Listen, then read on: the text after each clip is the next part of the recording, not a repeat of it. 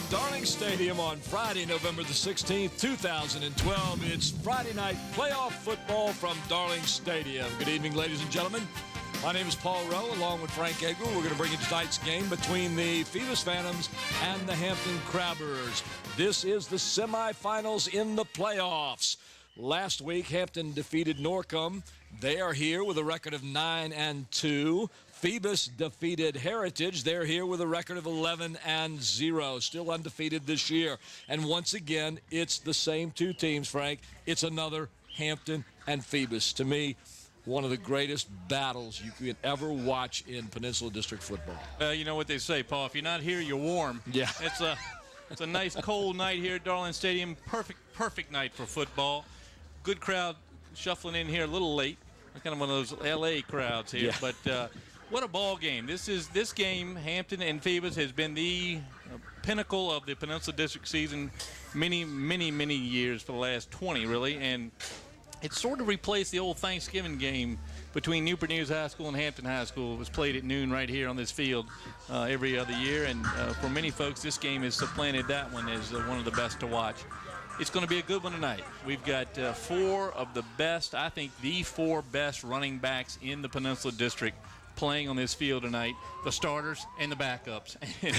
And they are terrific. No disrespect to Trenton Cannon at Kickitan or Abdullah over there at Heritage. You get the four best right here. Marshawn Williams and Roscoe Hale for the Crabbers.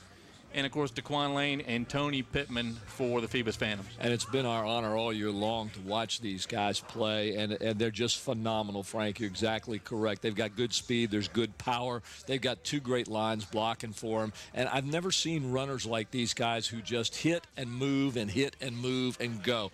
You're right. I got to agree with you 100%. The four top ones are right here. And the two backups could start on any team, and I think I told you before this started, even on the teams they're on, they could be the number one runners. Oh, sure. That's how good these guys are. Sure, and of course, they follow the blocks of some of the best offensive lines in the district. This is almost a matchup of all Peninsula District talent, first and second teamers on either side of the ball for both teams, and deservedly so. I mean, these kids have really, they have played well. They work hard to get here. For Phoebus and for Hampton, this is what they expect to be doing in November, is playing in the playoffs. And here we're in the Division V semifinals in the Eastern Region. Two of the last four teams left in the Eastern Region are the two Peninsula teams, and it all comes from the year-long weightlifting and running and mental preparation that these kids do, often on their own or with the other group of kids, but instilled in them by the two coaches. Yeah. And that's the key, the coaches as well. And speaking of the coaches, let's go down to Brent Musgrove, where he's got one of the coaches on the sideline right now. Brent? Thanks, guys. I'm here with head coach Mike Smith. There's nobody around here don't recognize this gentleman. Coach, coming in 9-2, 12th game of the season. This is for all the marbles. You faced this so many times. It's nothing new to you. I don't think there's anything you haven't seen in playoffs. A couple of games I want to ask you, guys I want to ask you about first, though. It's been talked about in the paper. One of them is we talked about on the phone for just a second, and that's Henry, Quan Henry. First, I want to ask you what kind of kid he is, and he's a junior, I believe, or senior? Senior, yeah. Yes. He's a great kid. That's Georgia. He moved in this summer with his, I guess his sister's in the Air Force. They moved here from Georgia.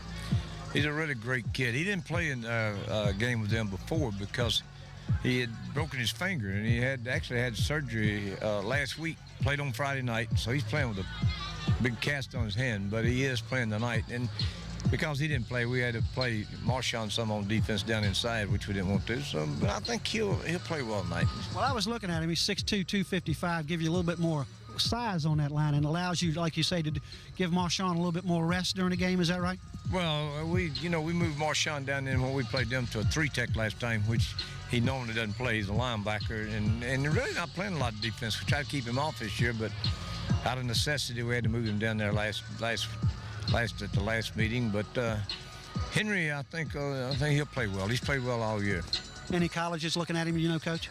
He's talked to some people. I think at the end he's going to end up, being recruited. I always like to hear that. We'll talk about junior tackle, 235 Jamonte Spriggs, if you will.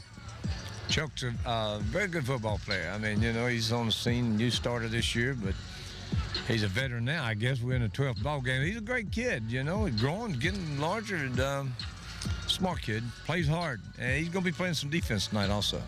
Well, Coach, last time y'all played 2 weeks ago, the score was not indicative of how close that game was.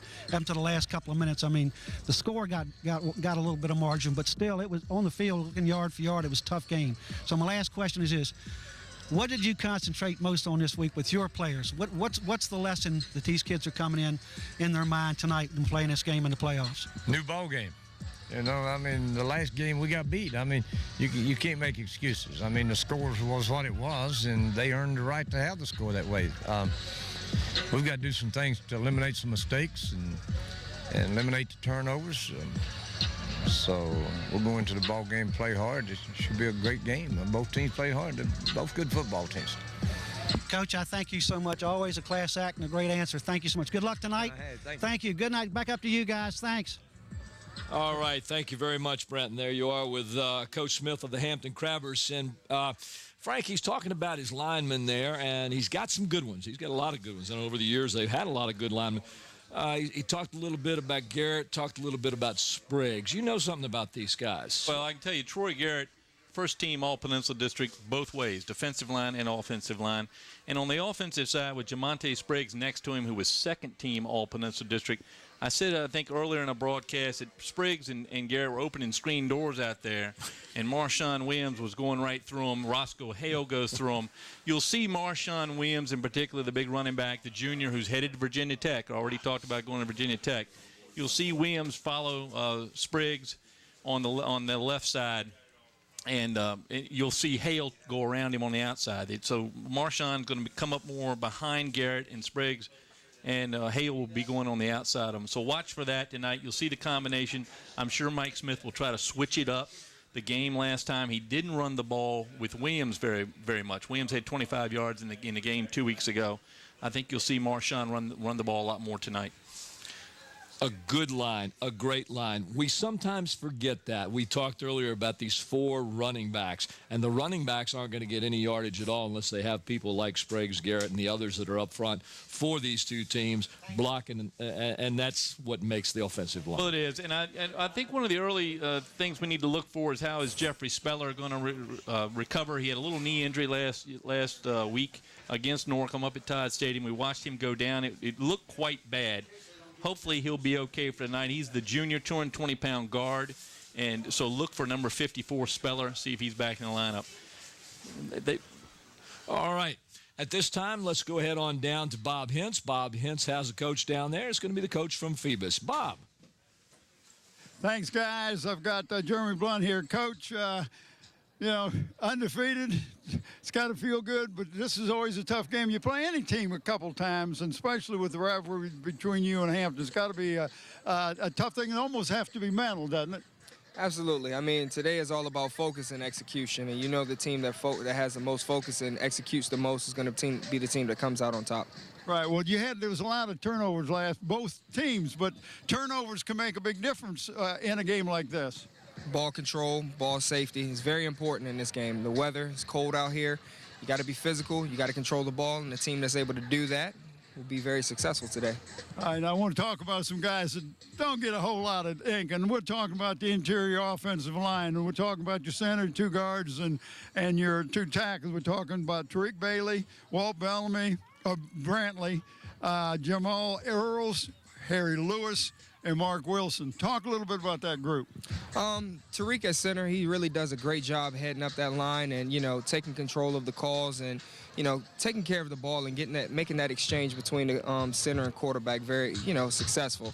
When you look at Earls and Brantley at the guards, those 2 guys, I mean, they're able to root anybody out of there. And, they work really hard, and our run game is really predicated upon their success. When you look at Harry Lewis and Mark Wilson, and also Anthony Burrell, who backs up Mark Wilson. Those guys are very tough for us out there on the edge, and they really do a good job, opening up holes in those B gaps. So, I mean, our backs, you know, they really love running behind those guys. And if we're going to be successful, we need those guys to show up and play good ball. Well, see, they don't get a whole lot of ink, but they did the ones that are going to open up the holes. But you've got a couple of those young men, a couple of juniors and one sophomore in that group. 2 of them are seniors. Right. So you've got the core of that group coming back next year. Absolutely. Wilson and Bailey both graduate this year, but we'll have Earls and Brantley and Harry Lewis returning to us next year. So we'll have a strong core coming back. Well, how was the JV team this year? You got some kids coming up from there. Do you think we'll be able to step in and help you? We have some tough guys coming up, and they're up here right now actually getting that experience throughout the week. And, you know, next year will be very good for us if those kids can continue to produce for us and progress, you know, in between the lines. All right, now, the last question, as always, is, you know what Mike Smith's going to do, you think. He thinks he knows what you're going to do. Any wrinkles? Yeah, we got some wrinkles in, but I mean, this game is really about executing, and you got to be able to adjust. I mean, it's no telling what he might come out and do. You know, he's got a lot of time under his belt, and he can bring up something from the past, and we just got to be ready to adjust to it. Well, listen, always a pleasure to talk to you, and good luck tonight, Coach. Thank you, sir. All right, guys, let's go back up to you. All right, Bob, and thank you very much. Frank, there we go again. More line talk. You've got to have that line, and you've got to have a line that knows how to execute. And tonight's game is going to come down to that. It's who can execute on offense, who can execute on defense, and overall team-wise, who can purely, plain and simple execute. Well, Paul, we've got piles of statistics here. And we got the number 36 team in the state, Hampton, against the number 7 team, and they are 7 spaces apart in Division 5. It doesn't matter. This stuff can go on the side. The fact is, whoever gets out there and plays football tonight and makes the blocks, makes the tackles, breaks tackles, whoever can execute, and I think Coach Blunt had it right. Whoever executes tonight wins this game. These are 2 evenly matched ball clubs, and it's going to come down to who plays well tonight. The history of the competition. The number of times Phoebus has beaten Hampton, Hampton's beaten Phoebus, it doesn't matter. It's all put aside. We're going to see a ball game tonight between 2 well-coached, talented high school football teams, and the winner is going to be the one that plays better tonight. And that's the case every time we've seen Hampton Phoebus, and that's what's been so nice. It doesn't matter what the records are. If tonight you play well, you're going to win. If tonight you don't play well, you're not going to win, because these 2 teams are good enough to beat each other on any given night at any given time. Again, we go back to that thing we said earlier. It's who executes tonight. And all of that is instilled by these 2 coaches and just the tradition at each school.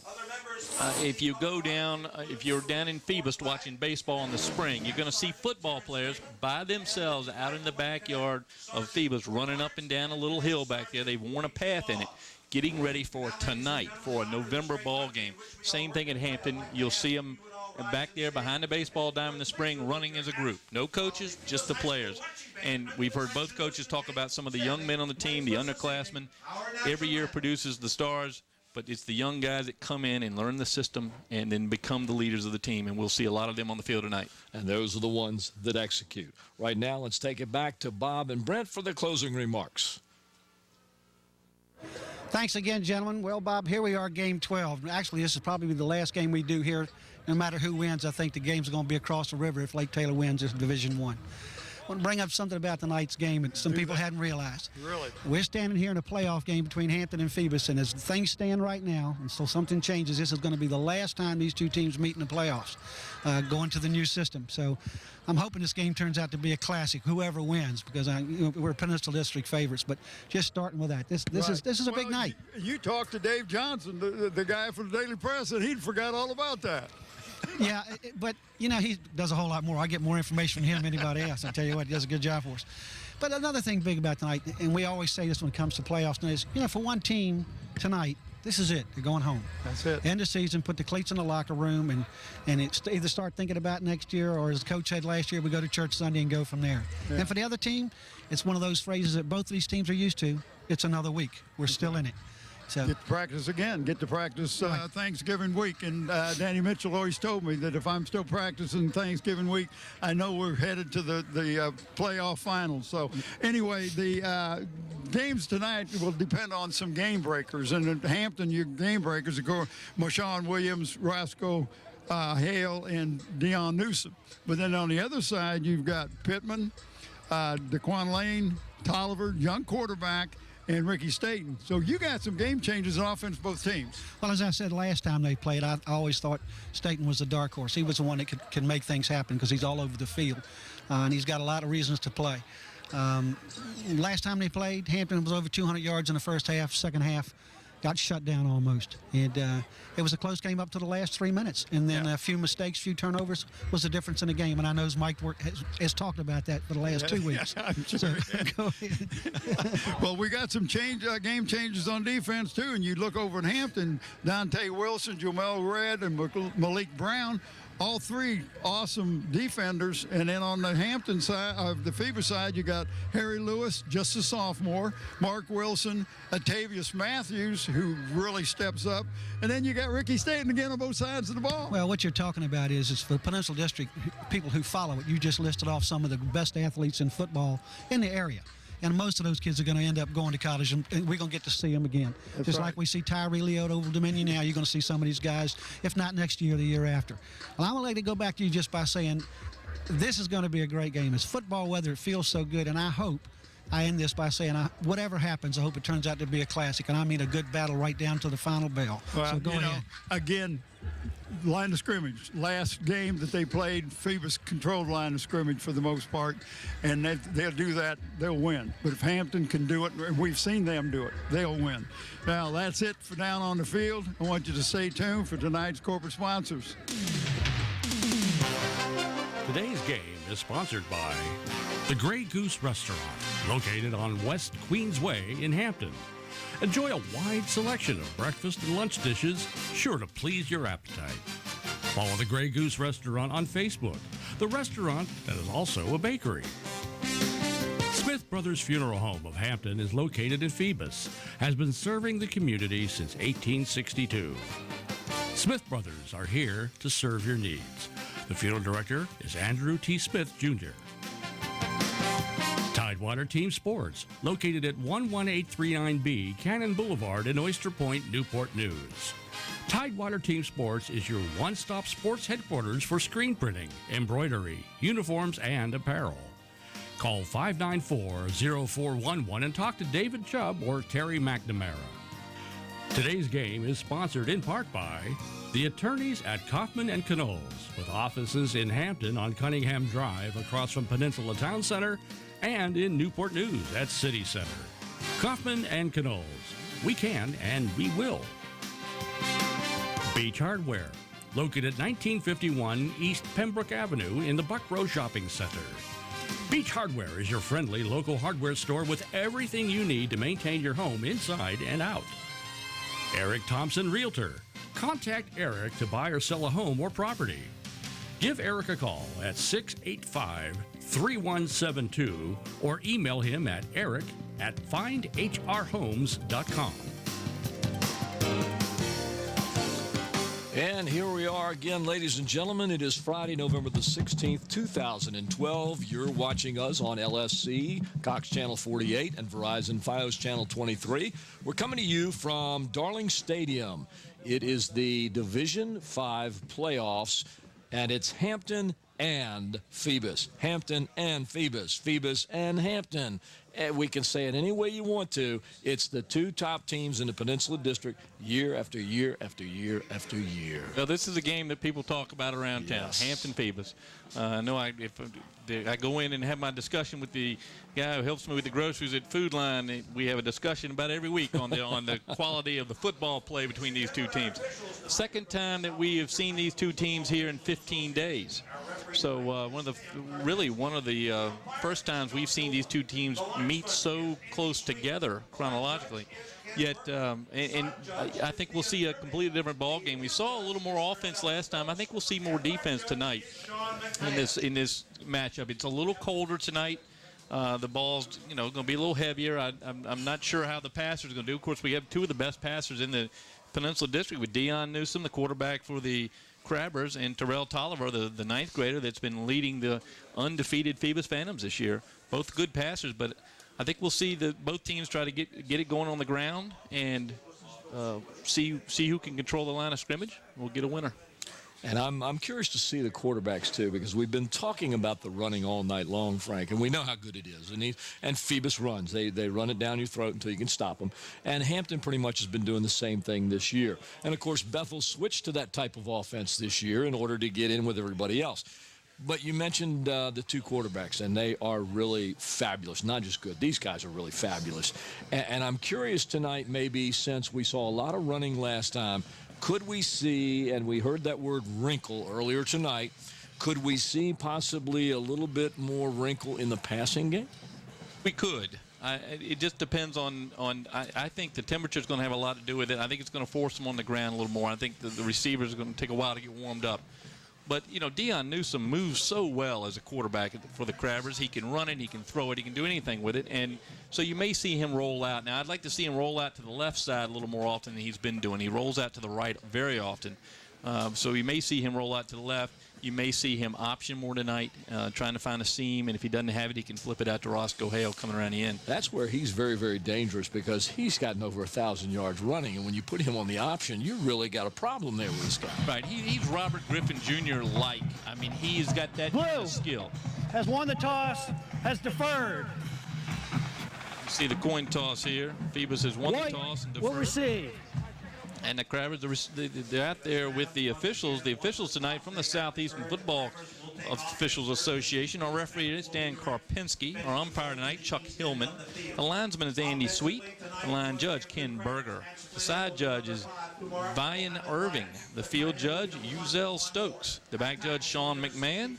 And the clock operator, the ever-dependable Tim Ewing on the clock down the bench from us tonight.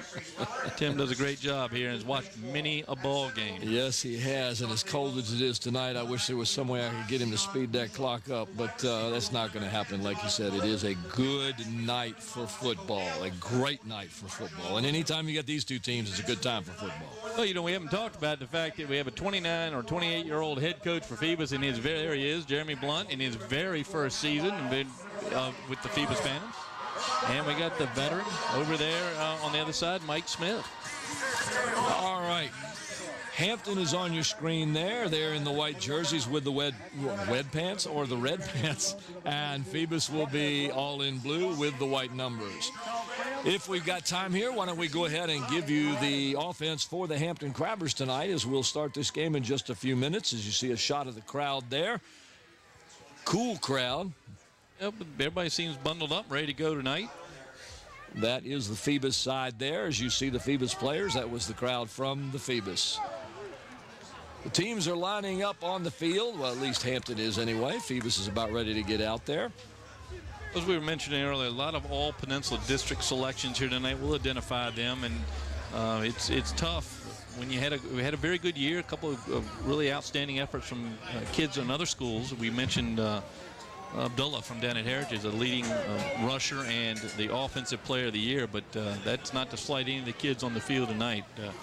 With guys like Richie Staten, who's really come on, the Kickotan transfer, playing his senior year here at Phoebus. He has had one whale of a season, just committed to Old Dominion University, one of the many Peninsula District players headed over to the Monarchs. That's going to be a funnel session over there because everybody seems to be going to Old Dominion. And all I got to say is Tyree Lee, the running back for Phoebus, who is just eating it up. 176 yards last week for Lee for the Old Dominion Monarchs. So obviously Bobby Wilder, the head coach over there, knows where to come out and find some players. Yes, he does, and he's got some good ones over there. I can tell you that right now.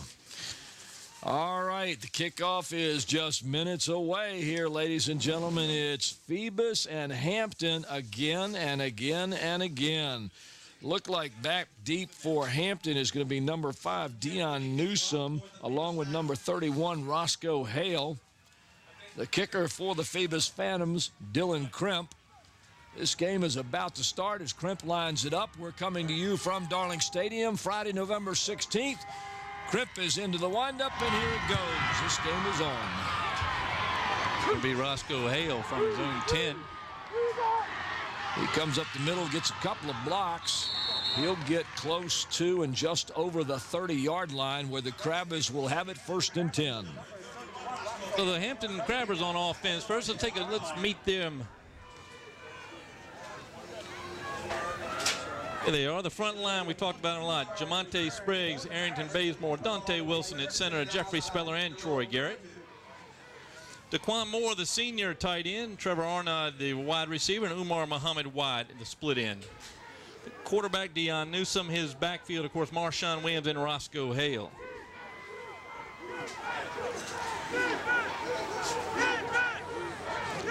Deion Newsome out of the shotgun automatically takes it himself on the quarterback keeper. He rolls around the left side. He'll pick up a few yards before he's forced out of bounds. Daquan Lane makes that tackle. Daquan, the strong safety for Phoebus. Let's meet the Phoebus defense. Up front for Phoebus, we talked about him. Richie Staten on one end, Mark Wilson on the other. Harry Lewis and Kevin Lyles, the big nose tackle there in the middle. Latavius Matthews, Malik Hawkins, and Drayvon Badger in the linebacker spots. Charles Graham, Kenneth Giles on the corners. Robbie Robinson, who's had a great year as a ninth grader, and Daquan Lane. Up to the line of scrimmage. Again, the Crabbers out of the shotgun. Deion Newsome. Two receivers to this side. He's back to pass. He fires down the left sideline. He's got a wide open receiver who drops the ball. That was number 1, Daquan Moore, who was wide open and just couldn't handle the pass. Well, that's going to be, it may be a night where we see things we haven't seen before. I don't think I've seen Daquan Moore drop a pass in his 4 years. He came on, he wears that number 1 jersey, Ronald Curry's old jersey at Hampton. A lot of pressure on the young man. He started since he was a freshman. Ball is right there. Newsome with a good toss and uncharacteristically dropped by Daquan Moore. Under center now, Newsome, number 5. Takes it back again. It's going to be a pass. He's looking downfield. Can't find anybody. Rolls right. Kicks a little short pass out. Intended for Daquan Moore once again, but incomplete. Bringing up 3rd down. Good coverage out there by the Phoebus Phantoms. That's Latavius Matthews who slipped outside to cover the receiver Moore on the short route. He was looking deep. Not open that time. Newsome does his own punting, so always a danger to fake one. I don't think you'll see one a fake here. And my apologies, it is 4th down. I missed it down there. Back to punt. Newsome for the Crabbers. Takes it. Punt will go just over the 50-yard line. It'll hit at about the 45, bounce to the 40, where it'll be downed in Phoebus territory, and Phantoms will take over 1st and 10 at their own 40-yard line here at Darling Stadium. Not a great punt by Newsome, but on the other hand, it didn't go into the All-Peninsula District first-team return man, Richie Staten's hands. So that's true. That's a benefit for the Crabbers. Did he just kind of shank that, or just not? It didn't seem like he got enough into that punt. I'm going to say that there was a cold football first kick of the game, so we'll see here. Tolliver up underneath for the Phantoms. Tolliver, the young freshman quarterback for the Phantoms. He gives it, of course, to number 5, Pittman, and Pittman goes off the right-hand side, which he loves to do. Picks up a few yards for the Phantoms, and it'll be 2nd down. Tackle made out there by Hampton's number 5, Deion Newsome. We're going to meet the Phoebus offense. Here's the line we talked about earlier. Harry Lewis, Jamal Earls, Treek Bailey, Walt Brantley, and Mark Wilson up front. Mark, of course, the star of the Daily Press today. Richie Staten at tight end, Khalid Fletcher, and Kenneth Giles on the wideouts. Quarterback Terrell Tolliver, the 9th grader, Tyreek Jones, and Tony Pittman, who's got the ball again. And Pittman finds a hole off tackle as he brings it down to about the 43-yard line. Well, that's Phantom football. Give it to Tony Pittman and try to make a hole for him. And here are the guys that are going to have to stop him. Arrington Bazemore, Troy Garrett, Trey Presley, and Jomel Red up front for the Crabbers. The linebackers, Deion Newsome, Avery Gilchrist, Dante Wilson, and Malik Brown. And Cal Key at one corner, Tyquan Wilkins at another. Daquan Moore, the safety. Good tackle this time, Paul, by Dante Wilson on Anthony Pittman for no gain.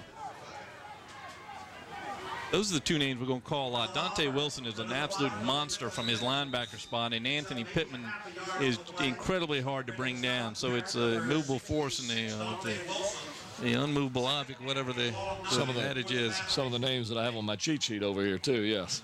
We're going to see a lot of Pittman tonight. Terrell Tolliver just takes it, hands it off to, guess who?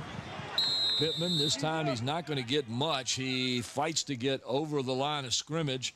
He'll pick up about a yard. Trey Presley with the stop, and a nice tackle by Trey Presley there to to hold Anthony Pittman to a yard. If Travers can hold Pittman to a yard of play, they're going to be all right tonight. See here, look at Presley fight off the block of the fullback and able to stand. That was Tyreek Jones that missed the block. Terrell back, he's looking downfield, looks across the middle and hits a slanting number 7, Richie Staten. And that's not going to be enough for a first down. Well, Trey Presley, we'll call his name again. He was able to grab hold of Staten before he's able to get loose. And when Staten gets moving, he's hard to stop. He's a big man and very fast. It takes him a while to get going, but once he starts, he is difficult to bring down. How'd you like to see Newsom and Staten on the same team? Oh, they're going to be incredibly well.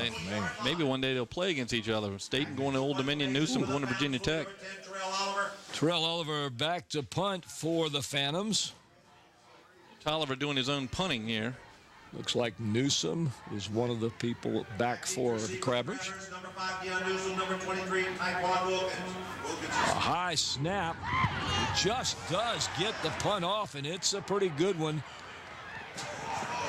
And it'll bounce backwards from the 25 and end up at about the 28-yard line where Hampton will take over first and 10. You got to rough in the penalty. And Trey Presley, we just called his name twice for great stops on defense, and he just nailed Terrell Tolliver on the punt. Came in right on his right knee. Tolliver's up and limping a little bit, clearly in some pain, and Presley's mad at himself, and he should be. He thought he had the block, was not able to get it, and crashed right into the punter. Hopefully Tolliver's okay. He's favoring that right leg, though. Yeah, he's still favoring that thing. He doesn't look real comfortable on it right now. You see him there on your screen, number 10 on the left-hand side. Looks like he has the camo leggings on there. And that's a very costly Roughing the penalty. kicker on White. First down. Well, he said that real sharply, didn't he? No need for a microphone for our friends from the Southeastern Conference. Good to hear, but that takes the ball way up to the 25-yard line of the Crabbers. Longest play that the Phantoms have had so far. Tolliver under center. This time he gives it to the first man up, and I believe that's number 36, Tyreek Jones. Fullback gets his mandatory one carry a half there. That keeps the defense, though, focusing on him. You'll see the Crabbers do the same thing. They hand the ball to Marshawn Williams, a couple up in the middle. Well, this is something the Phantoms always do. They just run, and get you used to the fact they're going to be running the ball. That looked like Torrey Garrett at the feet of the fullback for the tackle for the Crabbers. Looks like we've got a little bit of a discussion here between the refs. Please set the clock to 8 minutes, 11 seconds. They're going to reset the clock. Run off a little time. Second down and 9 for the Phantoms as they wait for the clock to be reset.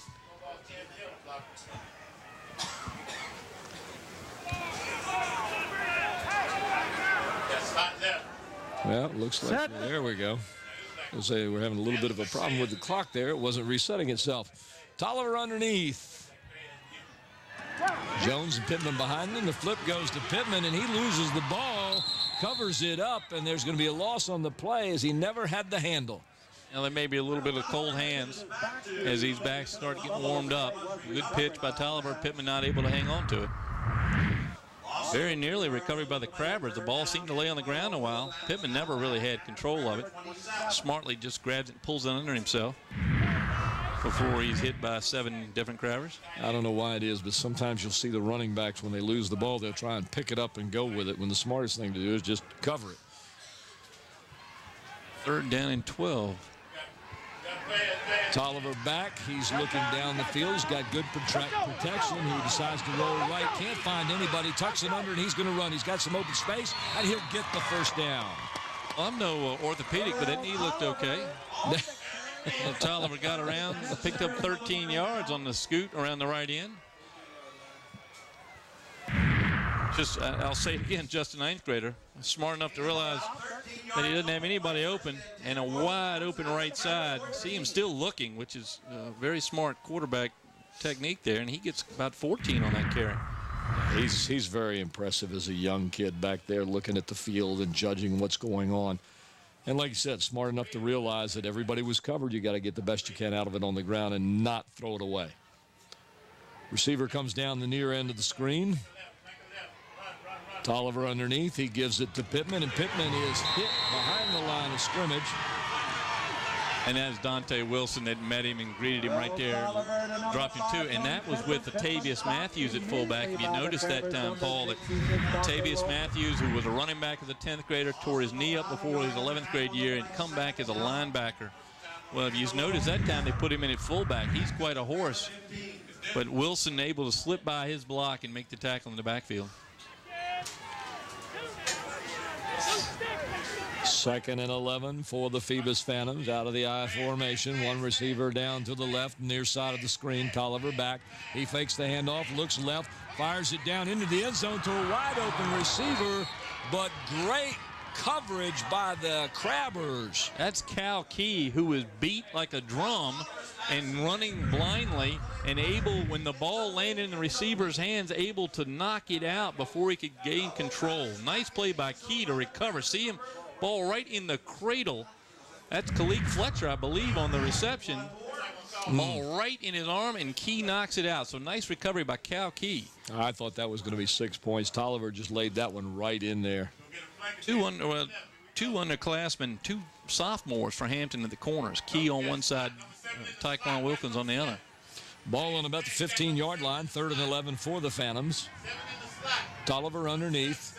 He gives it to Pittman. Pittman trying to find a hole on the left side, and he's not going to get much there as he's stopped by the Crabber line. Are we going to see Dylan Crimp to kick a field goal, or are they going to go for it? Now we're going to see Crimp, it looks like. Haven't said that very often this season. No, but there he is, number 52 on the lower part of your screen, Dylan Crimp. He's very dependable for the Phantoms. He had an interesting year where he had a different snapper. When Matthews was out for a couple of games, they had a different snapper in, and it threw off his timing there in the middle of the year. But he seemed to be back, and he's been dependable for the Phantoms since he joined them last season. Ball will be spotted at the 20. It'll be a 30-yard attempt. And we have a whistle before we can get the ball down. Be a 25-yard attempt as the Crabbers have jumped off sides. I didn't see anybody on the Phantom move them off. Dead ball, encroachment, on white, still 4th down. It was Quan Henry. We talked about him in the pregame. That time a little anxious to get across and try to make a blocked field goal. That brings Dylan Crimp 5 yards closer. White, encroachment. So now a 25-yard attempt by Dylan Crimp, number 52. The ball is down, the kick is up, and it is no good. It's off to the right. Well, again, the kicker is going to have they'll be challenged tonight with the temperature, and the ball is going to be a little firmer than it usually is. You know, Paul, with all the really disastrous play by the Crabbers, that was a very good defensive series by them. They had the penalty on the punt. They gave the Phantoms the ball back in, but they stopped Pittman several times there, and not many people stopped Pittman. No, and they stopped him behind the line, and you're right, that one penalty on the roughing the kicker was a big one, putting him down here, and then the defense just stopped him from going anyplace else. So you're right, it really was a good defensive play for the Hampton Crabbers at this time, keeping the Phantoms from the end zone, or from any points, actually. That shifts the momentum to the Crabbers. Let's see if they can do anything on offense this series. They'll be taking it from the 20-yard line, where it'll be 1st and 10. We've got 5 minutes and 13 seconds left here in the first quarter. This is LSC, Cox Channel 48, Verizon Fios Channel 23, on Friday, November the 16th, 2012. 10 plays all for naught there for the Phantoms in a 5-minute, 18-second drive. And while we've got a second here, Frank, I believe Bob the Snowman Hintz is down on the field in this cold weather, and he was down there to see that Phoebus defense. Bob, if you can hear me, how did the Hampton defense look down there on this drive? Well, I'm going to tell you something, guys. They looked a whole lot better than they did the other games that they played. They look like, okay, we got to stop Pittman. We can't let him get the yards that they wanted. But you notice the first series, they went off to the right, picked up yardage, then they changed, went to the left, and didn't. And then all of a sudden, Hampton says, we can stop him, and they did. Dante Wilson really filling the hole out there, isn't he, Bob? He's a hoss out there. He looks like a man against men out there. Well, now he's got a job because he's the center on offense, second team All-Peninsula District center. And so we'll see if he can't create the hole he was filling the other when he was playing defense. Down Newsom brings the Crabbers up. They've got three receivers spread out, and he gives it to, it looks like, number 31, Roscoe Hale, and he can't find the hole, tries to bounce it outside and gets stopped there by the Phantom defense. Well, I think we got to credit Malik Hawkins for recognizing Hale bouncing outside. They stopped it up on the left side. Hale tries to bounce around the outside on the left. And Malik Hawkins stepped up from his spot. He's second team All-Peninsula District linebacker and did his job there. And you're going to hear Frank talk about All-Peninsula District everything tonight because there are players on both sides here tonight that made All-District. And deservedly so. These defenses have been outstanding this year. This time Newsom from the shotgun three receivers to the near side of the field. It's going to be a pass, and it's going to be over the middle. He's trying to get number 7. That is number 7, and he's wide open down the field.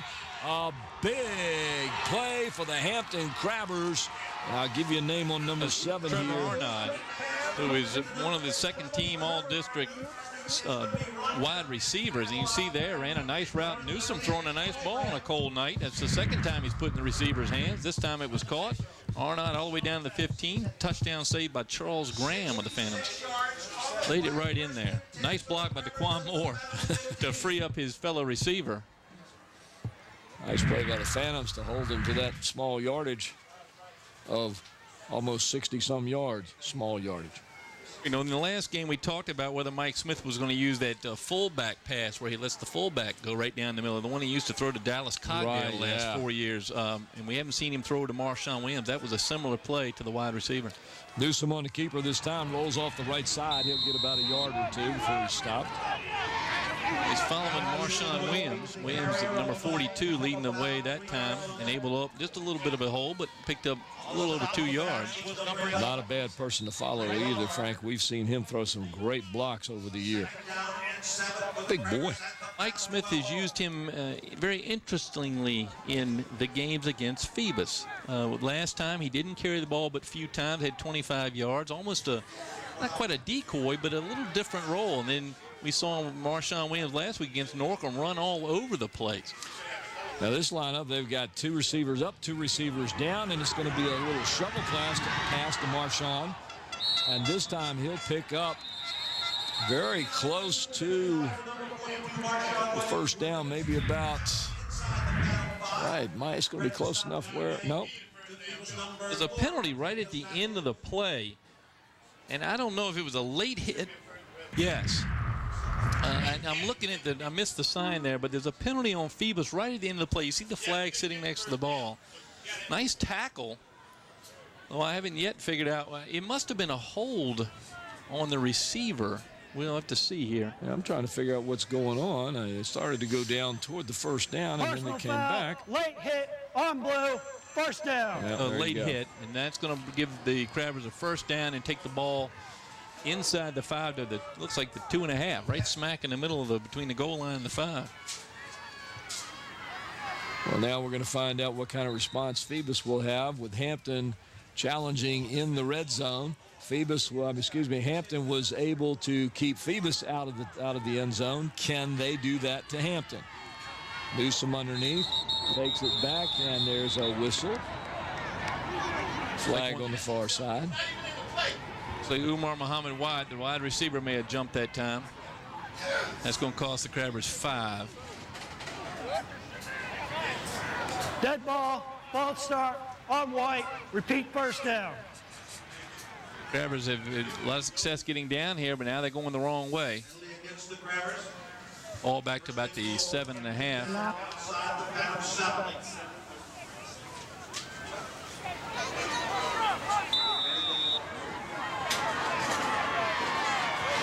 Still first down for the Crabbers. Newsom from the shotgun, 2 receivers up, 2 receivers down. In motion, coming towards you. Newsom takes the keeper. He goes off the left side, hits 2 blockers, and falls down to about the 5-yard line. A hard-fought 2.5 yards. As Newsom followed Marshawn Williams again in the hole, but there was no hole. Well, Marshawn looks like he hit a wall, and Newsom hit the same wall, and then he slid down it. You see Newsom hang on there and right on the 5-yard line. I like that description. He hit a wall and slid right down it. Newsom has a way of sliding forward no matter what he hits, and he did it that time. That was a nice play by the quarterback. I'll have to remember that. That's good. This is where that big Phoebus line comes in handy. 2nd and goal. Newsom underneath the center. He comes up and he goes back to pass, and he is rushed hard by number 9 for the Phantoms. That's DeQuan Lane. He slipped. And there's a late flag. The Phantoms, number 9, DeQuan Lane. So let's see what the call is. A call on Newsom showing his displeasure, or is that a call on the Phantoms? DeQuan Lane was not even stopped. As you see the replay there, he came right around from his linebacker position and came right in on Newsom. Penalty on the Crabbers. Unsportsmanlike conduct, I think, because Newsom threw the ball down. Personal foul against the Hampton Crabbers. Well, I got to be candid. The late hit on the Phantoms, and in this play, I'm not sure this is playoff football. I don't think I'd charge either team with 15 yards on either one of those, but that was Newsom a little disgusting. On white. Repeat first down. Repeat second down. The Crabbers moving back towards the Phantoms goal now. They were up somewhere near to the east there, but they're moving the wrong way. At the 30-yard line now, Newsom out of the shotgun. 2 receivers to the top of the screen, 1 to the bottom. Newsom with the ball, fakes it to Marshawn, goes straight back, throws it up the middle. He had an open receiver who could not get clear, and we have another late flag. The receiver was Daquan Moore. And the penalized Phantom is going to be Atavius Matthews as he's hanging on to Moore. Those two guys are big fellas. That may be some sort of a magnetic attraction there. Gravity kept them together, but Matthews gets his hand on him, and Moore stumbles right in front of the official there. So I think both teams may just want to walk off the field, and we'll see the official play for a while. That time he just tripped him up a little bit, and a tight ball game being called here by these Southeastern officials. Pass interference on blue, automatic, half the distance to the goal line, automatic, first down. Well, I'm glad I'm not keeping the scorebooks here because right now Brent's going. Officially, Brent Musgrove is keeping our stats down there. He's throwing away his pencil right now. So the ball, it's first down and 15 or first down and 10 from the 15. Or is it first down and 14, or is it first down and gold, or... Well, the guys with the sticks have something to do now. They've got the stick back up over there. It's not first and goal. It's first and 10. That's a crazy series of plays there. Newsom under center. He takes the ball. He goes back to pass again. He's looking right. He's going toward the right-hand side. He had an open receiver and overthrew him. It was number 21 for the Crabbers. That was Altavia Young. Atavius Matthews again. On the that was Roscoe Hale, I think, coming out of the backfield. Oh, I thought it was number. I'm sorry, I thought it was number 21. Was it number 31? 31, yeah, it My was Hale. apologies. And Matthews that time with very good defense slowed him up. You can hit him right in the line. Let's see if we can find where Matthews greets his receiver. Nope. Ball just overthrown. Hale not able to get to the spot. He was wide open, just overthrown. Timeout called here. Well, are you surprised at the amount of passing we're seeing here, Frank? We thought this was going to be a running ball game. I am surprised, and I thought when he said a wrinkle, I thought that meant one extra pass per half. But the line is giving Deion Newsom something he did not have in the game 15 days ago, and that's time. Bob, are you seeing the same thing down there? There's a lot of passing going on from this Hampton Crabber team that we expected to see run, especially this close into the goal line. Yeah, well, what's happening is that both defenses are playing exceptionally well, and right now the pass is open. Deion is just overthrowing his receivers a little bit, But I watched right on the sideline this time, and it looked like some of the guys were standing in the neutral zone, which is an automatic penalty, but they didn't call that. But they're calling everything else. I hope you're counting the number of flags tonight. That's the only thing they haven't called was any sort of neutral zone infraction. Well, if Kevin Lyles ever gets in, I mean, if he's in the neutral zone, he'll knock the center over. Yep. He's a big man. He's right over top of Dante Wilson. 2nd and 10 for the Crabbers.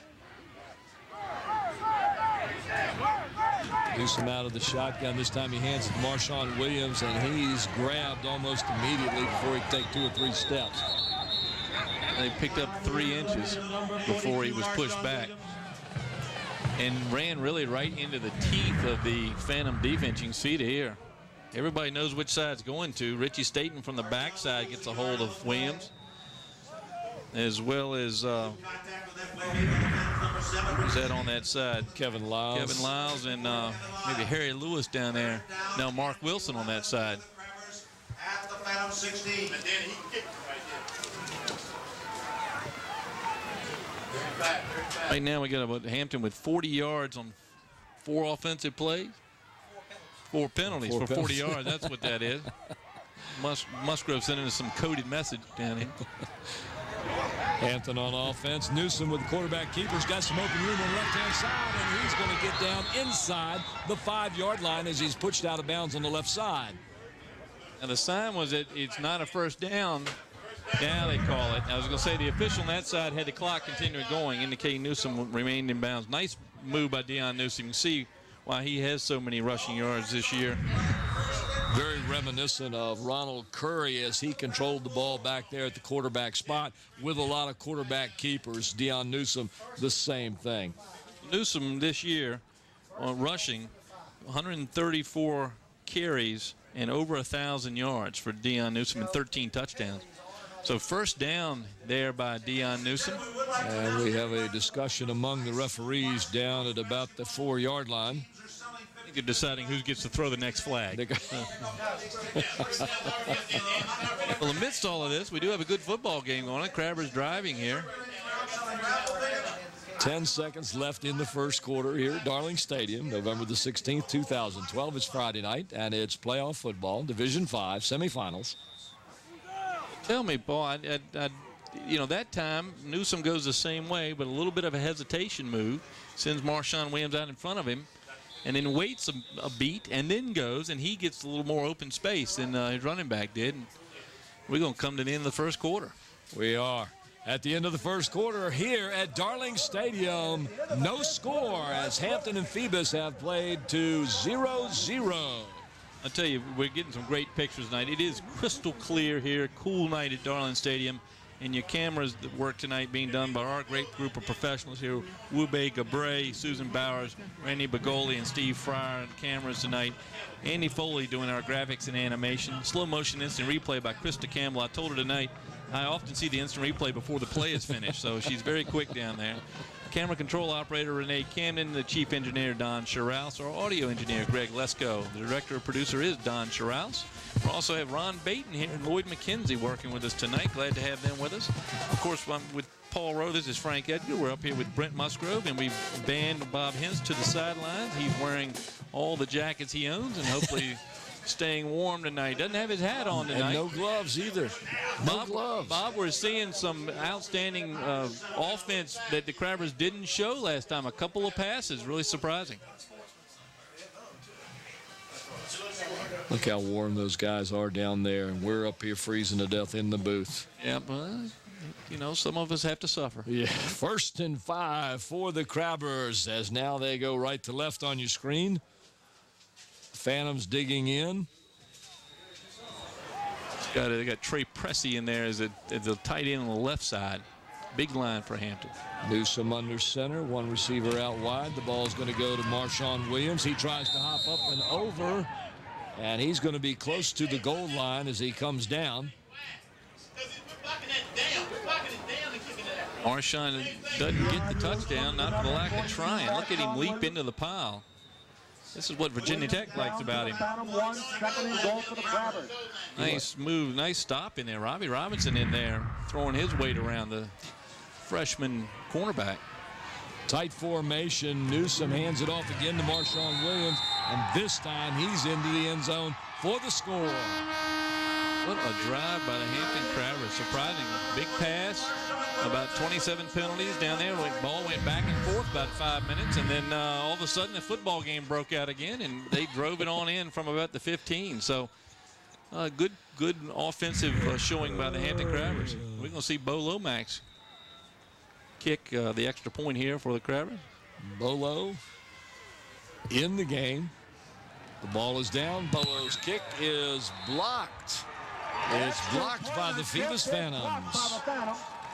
We'll try and figure out who that is. Frank is going over his numbers here. It doesn't look like Lomax, but I can't see the number from this far. But block number 4 got, so Atavius Matthews got the block that time.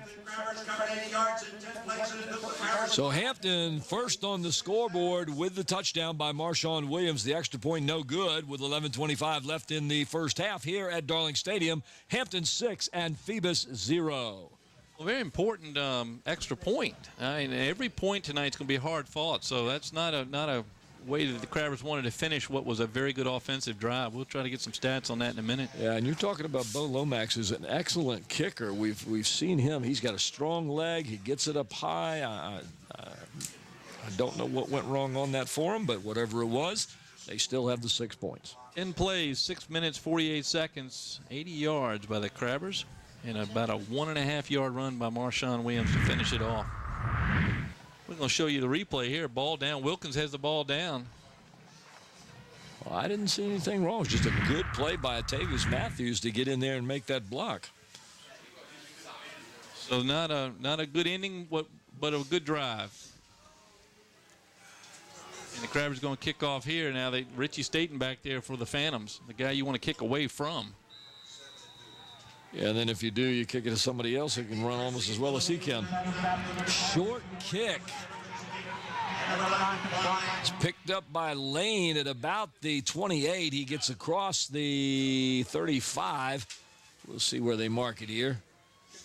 I think Matthews actually caught the short kick. They're kicking as far away from Staten as they can, and I don't blame them. Staten reminds me of that guy in the X-Men that once he gets moving, you can't bring him down. And it was Atavius Matthews that took that one.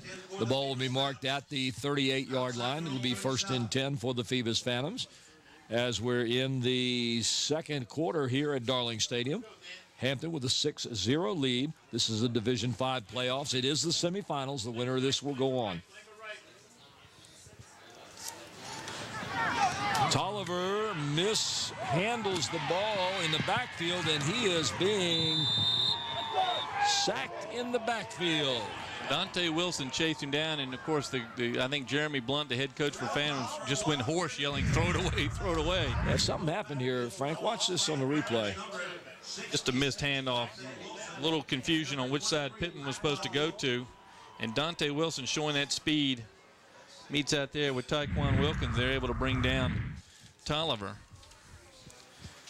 Big break there for the Crabber defense as Phoebus now faced with a 2nd and 18. About 7 yards on the play, make it 8 yards on the play. 2nd down and 18. They'll be starting from their own 30-yard line. Tolliver under center. Pittman in the backfield. Pittman's going to get it. No, he doesn't. Tolliver keeps it. He throws to his left side. A wide open receiver. Looks like number 88. Is that correct? I believe it was. 88, Troy Durham. Comes out of his tight end slot, able to pick off that pass. Let's see here. Here's Tolliver back. I thought he'd given it off. Nice fake. Hits the receiver toward the far sideline. And we've heard this name before, Durham. And Durham looked like he actually started the play out there. I didn't see him in the backfield before the play started, but, man, he got down the field quickly and then seemed to be playing cards, waiting for the ball to come. What a nice route by Troy Durham. Big gain for the Phantoms. Tolliver underneath. Gives it to Pittman. Pittman off the left-hand side. Gets through a hole real quickly and then loses the ball. We'll have to see whether he was down. Looks like Phoebus ends up with it anyway. A Phoebus player came out of the huddle with it, or out of the pile with it. Number 5, Tony Pittman. Pittman across midfield, down just short of the Kremer 48-yard line. There's actually a discussion about who got it. I would think the Phantoms have it since they came out of the pile, even though they didn't get the benefit of that last run. Yeah, it looks like one of the Phantoms picked it up right there. That's the Tony Pittman we expect. They hand the ball to him, let him go up and pick about 5-8 yards right up the middle. He pushes it into Crabber territory. It's 1st and 10. Tolliver again gives it to Pittman. Pittman up the middle again, grinding out a few more yards. Right at his ankle there was Hampton's defensive guard Arrington Bazemore. He was able to slow down Pittman, which is to say something.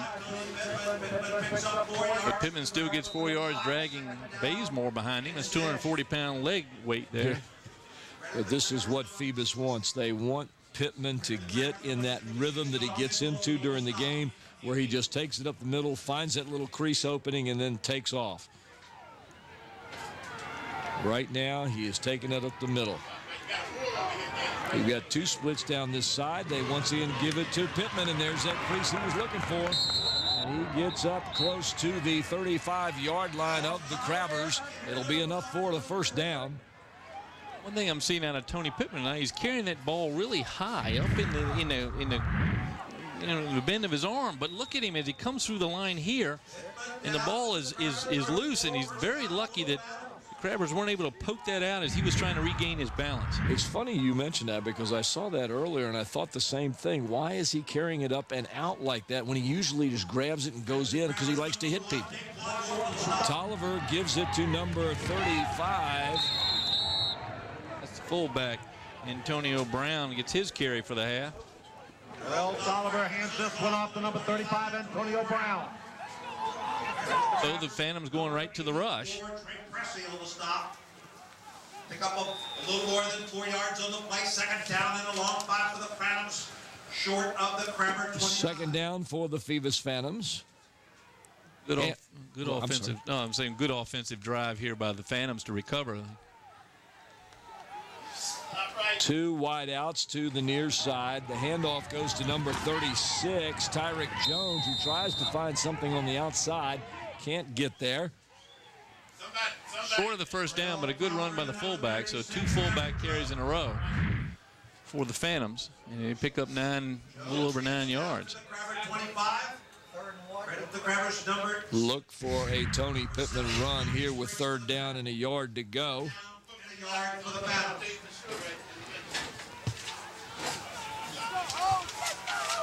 2 receivers going up to the top of your screen. I formation with Tolliver under center. Tolliver back, and he gives it to Pittman. Pittman over the left side, takes a jump where he's hitting midair. We'll have to see if he got enough for the first down. It looks like he did. We'll see where they mark it. Well, Pittman means Daquan Moore. And Moore lays him out, but not before Pittman picks up the first down. Watch this tackle from the safety. You see Moore come in flying from the inside, and boom. Daquan Moore, senior on the senior there. I'd like to be in the middle of that collision. That's the only way to stop Tony Pittman. Yeah. You got to hit him hard, and you got to hit him square, because he'll squirt by you if you hit him on the side. Moore knows that. He's faced him enough in the last couple of years. Wide outs to either side. The flip goes to Pittman. They're trying for the outside. He gets to the corner, turns the edge, goes upfield, and is pushed out of bounds at about the 20-15-yard line. 20-15-yard line? That's a new yard line. Tyrick Jones with a great block from his fullback spot to free up Pittman. Pittman had time to decide which side he was going to go. Owes his fullback a steak dinner for that one. Yeah, that was pretty interesting there, because you and I have seen the Crabbers, and they shut down the outside almost anybody that tries to get around them out there, and I was surprised that Pittman was able to get that crease and go. Tight formation. Tolliver gets the ball. Again, it goes to Pittman. He goes off the right-hand side, and he hustles his way and muscles his way down to about the 11-yard line. Enough for a first down for Phoebus. Pittman is a workhorse. You can't. I don't think I've seen him tired out. They hand him the ball 30 times, 40 times a game. He's as good in the fourth quarter as it is in the first. And the amazing thing is, Frank, he'll take it 30, 40 times and come back and ask you to give it to him again. Yeah. We've seen in the particularly last year, their drive to the state title. So here comes Phoebus again, grinding it out. Once again, this time they give it to number 36. That is Tyreek Jones. And the big fullback picks up a few yards. The fullbacks are enjoying this drive. They're actually getting to carry the ball more than once, and they're doing a great job. It's a 5-yard pickup by Jones. Jones had a couple good carries and a block in this series. Second down and about 5. Nice big run for Jones. As you see that on the replay there. I think they're just trying to, everybody's expecting Pittman to get the ball down in this area. So by spreading it around, they're keeping Pittman fresh. And there he goes with it right there. And he'll roll close to the 5. Looking to see who's on his feet there. Nice stop. It takes a couple of crabbers to bring him down. Number 66. Jamonte Spriggs came in, I believe, had him by the feet. Third down and 4 for the Phantoms. And Dante Wilson polished him off up top. With the clock winding down here in the second half, the Phantoms faced with third down. Tolliver flips the ball out to Pittman, who takes the right-hand side, shakes a tackle, and gets into the end zone for a Phoebus score. Yeah, nothing but a workman-like performance by Anthony Pittman as he goes around in that time, still carrying the ball up high. And I think the Crabbers went for the bait that time, and instead of tackling Pittman, they tried to knock the ball out and missed it. Watch right here. Right there is the missed tackle, and in he goes. Great drive by Phoebus to respond to the Hampton drive. They can take the lead here with a missed extra point. I mean, excuse me, a made extra point from Dylan Krimp. Let's see if Dylan can put the Phantoms ahead. I think the Crabbers just jumped offside.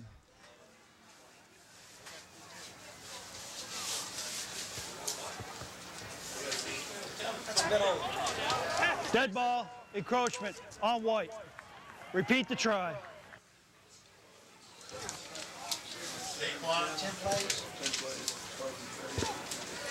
So Krimp's going to get to kick it here. Dylan Krimp, number 52, on your screen. Out of the hold of his quarterback. The center, the hold, it's down, it's up, it is good. And the Phoebus Phantoms take the lead 7-6 here with 4:13 left in the second half at Darling Stadium. Well, a good drive back. Good drive back by the Phantoms. We watched the Crabbers have a long drive down, and we've got the Phantoms are able to put together a drive, 10 plays, 7-minute, 7-second drive. So tremendous response by the Phantoms, and we get the ball game we thought. Low scoring, but hard hitting.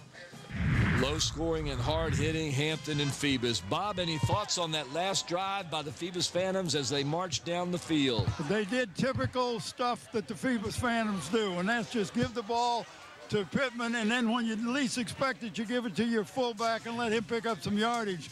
But I just heard that it took 7 minutes, 7 seconds, 7 points. Hey, that's 777. I'll bet on that one. Hey, I want to thank our sponsors, of course. I want to mention them again. The Grey Goose Restaurant located on West Queensway. Dana Epstein and the great chicken salad at the Grey Goose, a place to be. And holidays, lots of special features down at the Grey Goose. Patronize our sponsor, the Grey Goose, down in downtown Hampton. Also, Smith Brothers Funeral Home in Hampton, located down in Phoebus. Looks like it's going to be Newsom with the return. He comes up the middle, and he will be brought down over the 35-yard line, where Hampton will take over 1st and 10 with 4:07 left in the first half. Tyree Stewart in on the tackle there for the Phantoms. Also sponsoring the game today, Tidewater Team Sports, located on Cannon Boulevard in the Oyster Point section of Newport News. Also, first half sponsor, Beach Hardware, located at 1951 East Pembroke Avenue in the Buck Road Shopping Center. Beach Hardware is your friendly local hardware store with everything you need to maintain your home inside and out. Thanks to all our sponsors here. Yeah, we really appreciate those guys. We need more sponsors. Need more. Let's see if we can...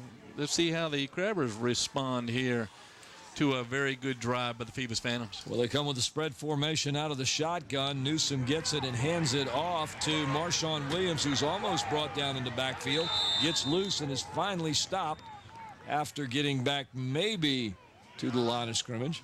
Nice stop there. Mark Wilson able to hang on to his shirt just long enough to get some help out there, because he was not going to bring him down with that tackle. You see him hanging on for dear life. And up comes all the Phantom teammate, Richie Staten. If you ever see anybody that looks like a bull out there with a gold helmet on, it's Richie Staten. And that time you saw him put his head down and just go right into Marshawn Williams. Those are two big men. And you'll see him everywhere all over the field, both sides of the ball. Before the game, he was taking tickets. I think he drove a bus over here. He does a little bit of everything for his senior school here for the Phantoms. Newsom with the option, passes off to Marshawn Williams, who gets ahead of steam and gets upfield, and he won't get stopped until he gets down to midfield. He'll pick up a first down. And there you see what happens when Richie Staten is not in front of Marshawn Williams. Marshawn able to pull the pile down a couple extra yards, pick up the first down. Watch the hit here, the initial hit. There he goes right by Staten. Initial hit made there, and there he just continues on and drags a few Phantoms down the field. Look at that, 5 extra yards after he got hit, Frank. Yeah, that's Drayvon Badger, and he's no small guy either, and he dragged him a couple extra yards. Looks like a Phoebus timeout. We'll see here. Take the timeout. Yes. Timeout taken by the Phoebus Phantoms. Phoebus takes their second time out of the half. And we're seeing some hard-nosed football here. We're seeing some great football. We're seeing smash-mouth football. We're seeing run, run, run, and then we're seeing that passing game that sprang out of nowhere all of a sudden and moved the teams downfield. And it's a good cold night for running. I like the run. I'm sure the running backs don't mind. And once they get used to the ball's a little firmer on a cold night, so once they get used to the grip, we've seen a couple loose balls tonight, but Pittman seemed to recover nicely on his drive. He sure did. And speaking about cold nights, let's talk to Cold Bob. Cold Bob is down there without his hat and gloves tonight. Is this cold having anything to do with it, Bob, at all? Hey, no, the cold is not bad at all, but I got Scott Cash here. Scott's got to do the sports report, but he's also got to carry his own camera around. Take a look at this, guys. This guy is tough. Oh, I got to go. We got a play coming up right here. 17 state championships for Hampton, 4 in a row for Phoebus. It doesn't get any better than this right now. You got that right. Newsom with the keeper, straight up the middle for about a yard. Malik Hawkins at his feet. A nice stop by the Phantoms that time. Well, there you saw it, ladies and gentlemen. John Cash covering the game with his own camera and making his own script as he goes along, doing a great job down there. Thanks, Bob. I got to commend our media. Scott is not the only local sports guy to carry his own camera. There he is. We're always glad to have them here. But I want to commend Lynn Burke and Dave Johnson with the Daily Press. Today, they give us a great deal of help here to get ready for these games, and they write a great column every day on the Peninsula District. Not just today, every day they do a fantastic job. As Deion Newsom gets the ball on a straight keeper, he gets off the middle, shakes a couple of tackles, gets into Phoebus territory, close to the 39-yard line. It'll be a first down.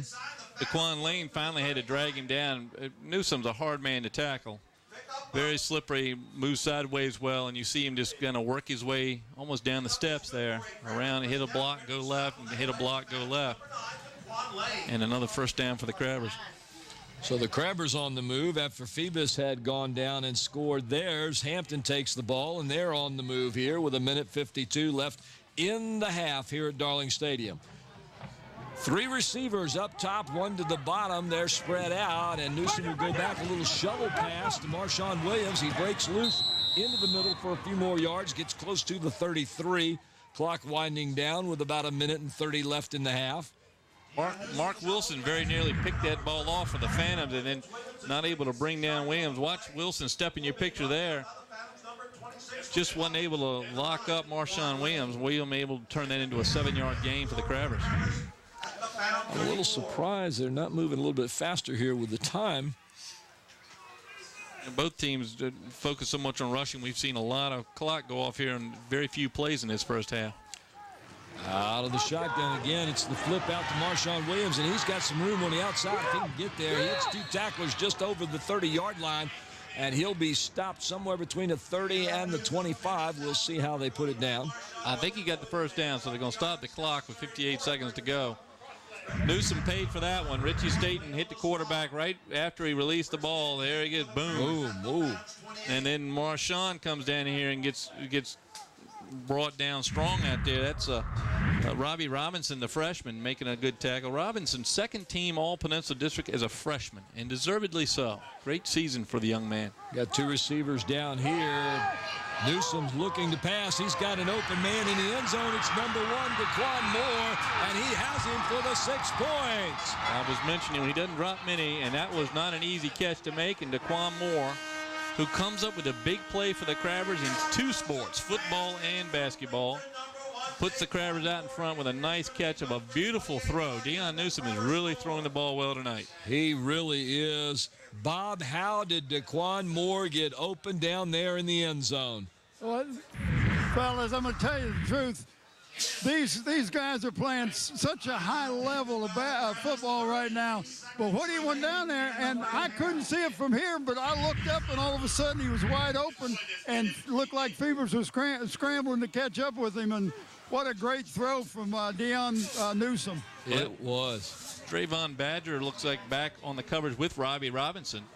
And the ball thrown perfectly between the 2 defenders, and Moore able to hang on. Nothing much the defenders could do on that. They covered as well as they could. They did. They did a good job, and it was almost like that one earlier in the game where the receiver for I believe it was Hampton was open, and all of a sudden the defenders got back there and were able to break it up. Right. And I thought he was going to be able to catch it. This time he did. I think the Crabbers may go for 2 here. They are going to go for 2. And they've got 2 wide outs to the top of the screen. Looks like another here to the bottom. 3rd receiver in the slot, 4th receiver in the slot. Newsom under center, 1 running back. And they were looking to pull somebody off sides there, and it didn't happen. And they just took the 3rd timeout. They took a 2nd timeout to set up that play. I'm not sure the attempt to draw him off would take a full timeout to call, but that time Newsom saw something he didn't like, thought he could maybe draw him off, and we'll do it. Here's a replay of the pass. Look at where the ball is. And look at Daquan Moore turn around and make the pivot back towards the side where the ball was thrown. Ball may have been thrown over the wrong shoulder, but Moore adjusts beautifully. He really did. And talk about threading the needle. Newsom laid that thing right in there where it couldn't be caught by anybody except for Moore. Let me talk a little about Daquan Moore, because he dropped the pass early in the game. Right. It was wide open. But Moore's a member of the Hampton State Championship basketball team for last year. He came in as a 6th or 7th man. He did anything Coach Walter Brower asked him to do. He actually made a couple 3-pointers, and he's not much of a 3-point shooter, at least during the regular season. Made a couple 3-pointers in one of the playoff games and helped lead the Crabbers to a state title. So he'd like to have another one here in football to match that one, and he's certainly giving it all. I love watching Daquan Moore play, and I tell you, you put the number 1 Crabber jersey on, and you mark yourself as somebody, because you are the heir to Ronald Curry. Yeah, that's heavy when you do that. I can tell you that right now. Again, 3 receivers up top, 1 to the bottom. Newsom under center, and he flips it to Marshawn, and he is stacked up behind the line as soon as he gets the ball. He fooled nobody on that one. Nothing there. Phantoms read that all the way. I'm looking at the bottom there. That would, I think, Daquan Lane in on the tackle. You see Marshawn Williams had no way to go. Phantoms read this all the way. And yet, if Newsom had waited, you see Daquan Moore wide open in the end zone there. Bob, you saw something down there. Well, fellas, I'm standing here on the sideline. I heard Coach Blunt tell Ricky Staten, you get Williams. He's going to get the ball. So he was the first one to get there. And once he stood him up, 4 or 5 other guys got there. There was no way they were going to run it in going around that side where Ricky Staten was. You know what, Bobby, you probably couldn't see it, but if Newsom had faked to Williams, he had Daquan Moore wide open right by the goalpost, almost standing there waiting for the ball. So.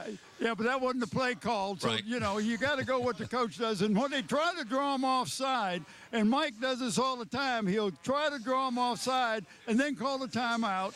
So it wasn't anything that Newsom saw. He was told to try to draw him off, get you that extra 1.5 yards, and then you have a better chance to make that 2-point conversion.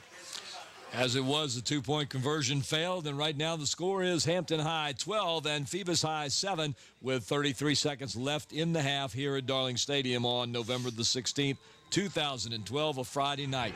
The kickoff to the Phantoms goes to about the 27-yard line.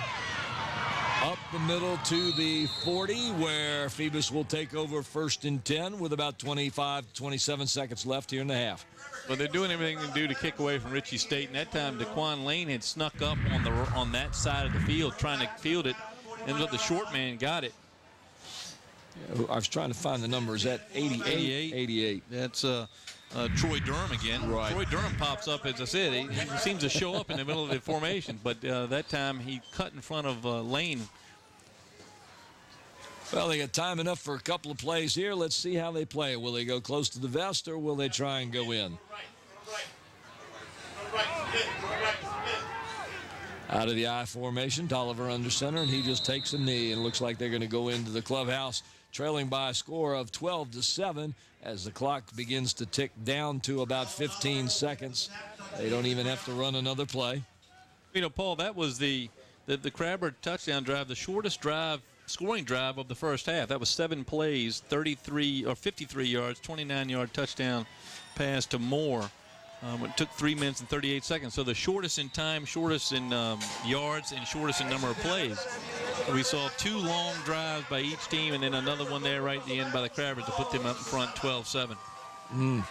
And that's what it is right here, ladies and gentlemen. Hampton 12 and Phoebus 7 at Darling Stadium. You're watching this on LSC Cox Channel 48 and Verizon Fios Channel 23. If you'd like to see it again, we'll be running this program on Sunday, November the 18th at 6 p.m., Tuesday, November the 20th at 8 a.m. and 8 p.m., Friday, November the 23rd at 3 p.m. and 3 a.m., and Sunday, December the 2nd at 3 p.m. and 3 a.m. Remember, watch us on Cox Channel 48 and Fios 23. Thoughts for the first half here from our cold man on the sidelines, Bob Hintz. All right, thanks, guys. I got Nathaniel Adibi with me. And Nathaniel, it looks like a typical Hampton-Phoebus game.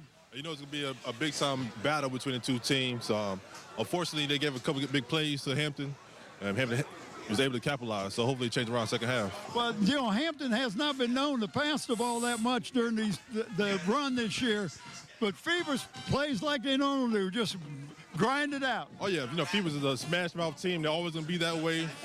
And that's how they got to do the 4 championships in a row. You know, they're a smash-mouth team. They're going to hit you in the mouth. So. Well, we're good to see you down here. What other things do you look for from the Phantoms in the second half? Hopefully, just to stop their big plays. You know, they can do that, continue to run the ball well, eat the clock. They should definitely put this game out the end. Good enough. Appreciate you taking time to talk. All right, Nathaniel Levy, guys. All right, thank you, Bob Hintz on the sidelines. Paul Rowe and Frank Edgar up here in the booth from Darling Stadium.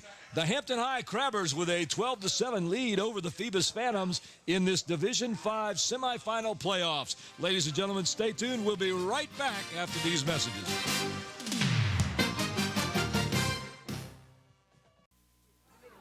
And welcome back, ladies and gentlemen. Here we are once again at Darling Stadium with the score, the Hampton High Crabbers 12 and the Phoebus Phantoms 7. This is the Division 5 semifinal playoffs, where we've got a great game going here, as you can see, 12-7, Hampton over Phoebus at halftime.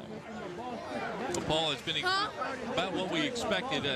Hampton has passed the ball a little more and a little more efficiently than we've seen in the past.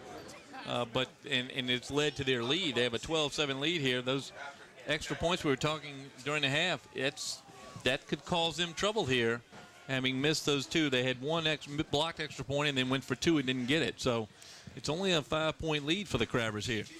And that could be very, very particular here in this game.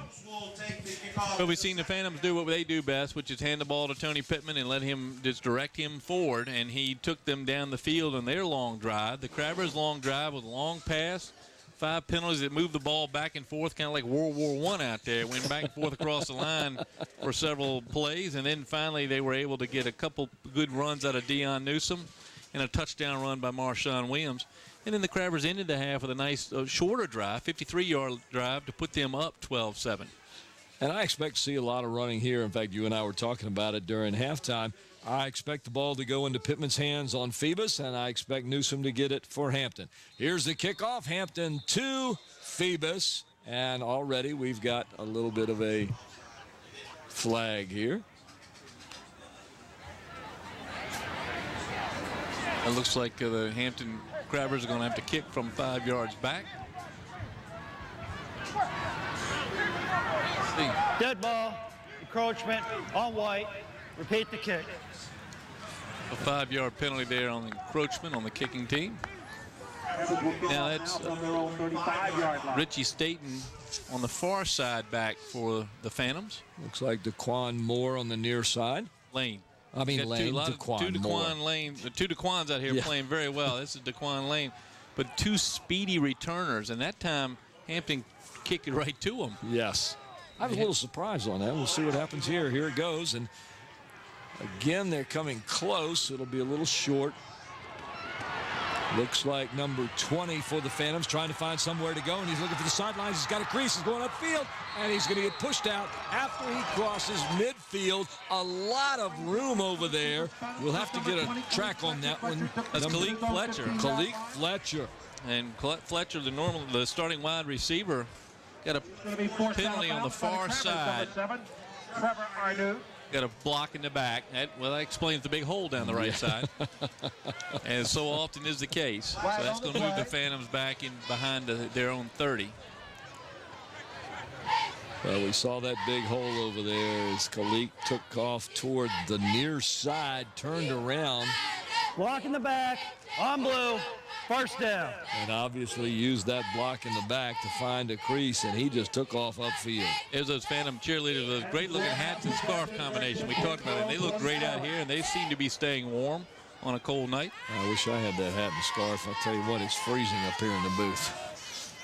Freezing. Tolliver under center for the Phantoms, and whoa, he gives it to number 35, and that is Antonio Brown, and he is hit immediately. And Quan Henry, we talked about him in the pregame. Quan comes up and just levels the fullback. No gain for the Phantom, maybe even a couple inches loss. Look at that. Henry fights off his block and just levels the fullback. Crabbers have played pretty well against the rush of the Phantoms tonight. Tolliver underneath center. This time he hands it to Pittman. Pittman takes off toward the left side. He'll get hit after a couple of yards of gain. Lamonte Spriggs in on the defensive end that time and just slid down Pittman's legs. Not able to bring him down in the backfield. Almost had him, but Pittman able to get it out about 4 yards that time. Well, Pittman keeps those legs running and moving all the time. It's very hard to grab him by the legs. Now you get the big power backfield with Latavius Matthews in the fullback spot. Pittman behind him, popping him on the helmet, encouraging him. Two receivers up on the left side, and that's where right side. Tolliver's looking there. He can't find anybody, so he tries to dump it off. He gets it to number 4, and he's got some open field as he crosses midfield. Number 4 for the Phantoms, that is Latavius Matthews. He was the safety valve. Tolliver couldn't find anybody deep. He dumps it to him, and that's plenty for the first down as he gets it to midfield. Well, he has a week and a half to throw it here. Watch this. He's just standing, looking, moving a little bit. Toss over a minute. Now, here's a missed tackle. Just a missed tackle by the Crabbers. That would have been fourth down. But Matthews able to get out of that, scoot down for the first down across midfield.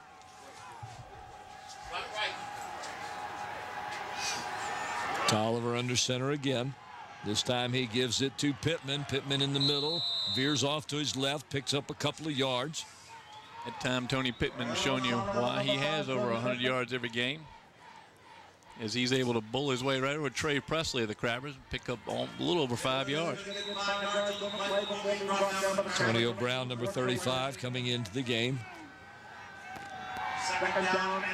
So they're rotating the fullback. And don't be surprised if Brown gets the ball here. Brown and Pittman behind Tolliver. Pittman with the ball once again up the middle. He stopped. Not before he hit the first down, but He's up close to it. Looks like he tried to jump up there for a moment and got hit by somebody and pushed back. That time the Crabber gets up close to first down, and then he's slowed just enough. And you'll see the big Crabber tackles there come in, but not before he gets up over the 40-yard line. I think they're going to measure. Spot had a questionable spot, but I think the officials are going to question their own spot and see if they got a first down. It was not initially called a first down. I think it was probably a little short myself, but then again, it's a hair short, about a football length. Third down and about 12 inches for the Phantoms. They want to go. They're not even going to wait for the linesman to get off. 3rd and 1. 2 receivers up to the top of your screen. Out of the eye, Tolliver under, gives it to Pittman. Pittman ahead, and this is going to be close. I don't think he got that. This line judge over here, very generous on the spot. We're going to have to see how that spot comes. Pittman tried to fall forward and gain a few more. They're going to have another measurement, I'm sure, and this is going to be very close, ladies and gentlemen. That spot may have given him the first down. It was pick up very about a yard on the play. Officials timeout for a measurement. Pittman does stretch out right at the end and see if his knee is down. He stopped there, knee down, ball. Well, it's ball right short of the 42, and it looks like where they have it. Let's see what he got. It's going to be short. Short down. Down and looks like they're going to go for it, Frank. Nobody's moving off the field. I don't believe Tolliver does do the punting, but they're looking over here like, what are we going to do, Coach? Tolliver coming back in with the play. Here comes the new fullback, Kevin Lyles, the nose tackle, who comes in the William Refrigerator Perry role. 5'10", 225 when he was in 7th grade. I don't know who put that weight on there. But you see Lyles lines up first in that column. This is going to be the power backfield. Lyles and Pittman gets it. He goes ahead. I don't think he got it. It's very close. The linesman over here has it spotted right at the 42. Nice defense by the Crabbers, but I'm not sure they held him back. Very good spot for the Phantoms. And we will have a measurement. Kevin Lyles going to stay out there and see if he did any good. Yeah, I think he got it. Yeah, it looks like it's going to be a first down from here, but it's again, the spot was not great for the Crabbers, certainly. I'm sure Mike Smith not happy with it. He's on the far side tonight, so I can't see which way his hat's pointing, but I have a feeling after this play it's going to be pointing backwards. I think they got it by the nose of the football. First down for the well, again, Crabbers playing good defense. They can't complain. They stopped Anthony Pittman on a couple different plays in that series. So they can't kick themselves too much. They're playing good rushing defense. And they're going to have to play good defense because we saw a preview of what's going to happen in the remainder of this half, in my humble opinion, and that's give the ball to Pittman, give the ball to Pittman, give the ball to Pittman. And when all else fails, give the ball to Pittman. They got it. 2 wide receivers up to the top of your screen. Tolliver goes back. He looks over there quickly, and he throws outside to number 20, who gets free of a tackler, gets upfield near the 20-yard line. That's Khalid Fletcher on the catch. Well, Tolliver's pass complete to number 20, Khalid Fletcher. We have a great angle on it here, Paul. We do. He threw the ball before Fletcher turned. So the ball's right there. If you see Tolliver looking on the way, Fletcher hadn't turned yet. Now he does. And the missed tackle by Deion Newsome, not able to bring Fletcher down, and picks up another 12 yards. That's something you don't see very often, is Newsome missing a tackle, and that one was detrimental to him right there because that was a good yardage pickup for the Phantoms. What a good throw by Tolliver. Tolliver this time looks like it goes to Pittman, and he'll get down to the 15-yard line. That time Pittman comes to the left side of the line. Well, Tolliver to number 5, Tony Pittman. And does what he does best, pick up 5 or 6 yards. That time 6. It never seems like Pittman is picking up that much when all of a sudden you realize this kid has picked up 100 yards. It's Jamal Earls, the left guard, paving the way that time. He'd go behind Earls again. This time, Pittman's finding the outside. He breaks 2 tackles, and he could be into the end zone. He is into the end zone. Tony Pittman with a bruising run to pay dirt. Well, that's 2 plays in a row. The Crabbers showed poor tackling. And I know he's a hard man to bring down, but they had plenty of clean shots at him. Pittman continues to drive forward. Any young running backs out there, if you want to learn how to play the position, watch Tony Pittman. He always goes straight forward, even when he's hit. There's 1 broken tackle there, a missed tackle there, a bad one. Blocking the back, and then they able to get the ball and hit the cone. So the Phantoms move ahead 13-12 with a chance to double that lead to 2 points. Dylan Krimp in for the point after. The ball is down. The kick is up. It's long enough, and it is good. And the Phoebus Phantoms take a 14-12 lead with 7:14 here in the 3rd quarter at Darling Stadium. Well, I can calculate the time on that. It's a 4-minute and 46-second drive by the Phantoms. They took it all the way from about their own 30 down. So a very good opening drive here in the second half for the Phoebus Phantoms. You see here, watch Pittman. 1 there, blocking the back, but look at him just take the defender and push him over the pylon. So nice run by Tony Pittman. He's doing it all for Phoebus tonight. And the Crabbers are going to have to see if they can come up with an equally long and nice steady drive as the Phantoms. Bob Hintz, we've got 2 boxers out there in this game tonight. They drive down and score. They drive down and score. They drive down and score. Hey, fellas, that's exactly what Nathaniel Davey was talking about. That's called Phoebus football. You just go. But I'm standing on the sideline when Pittman came around here, and he was hit and just kind of shrugged off that hit and got into end zone. Unbelievable.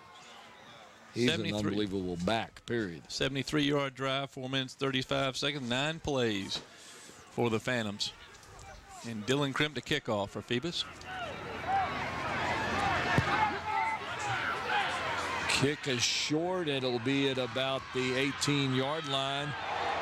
Ooh, upended is, I think that was number 44. Is that correct, Frank?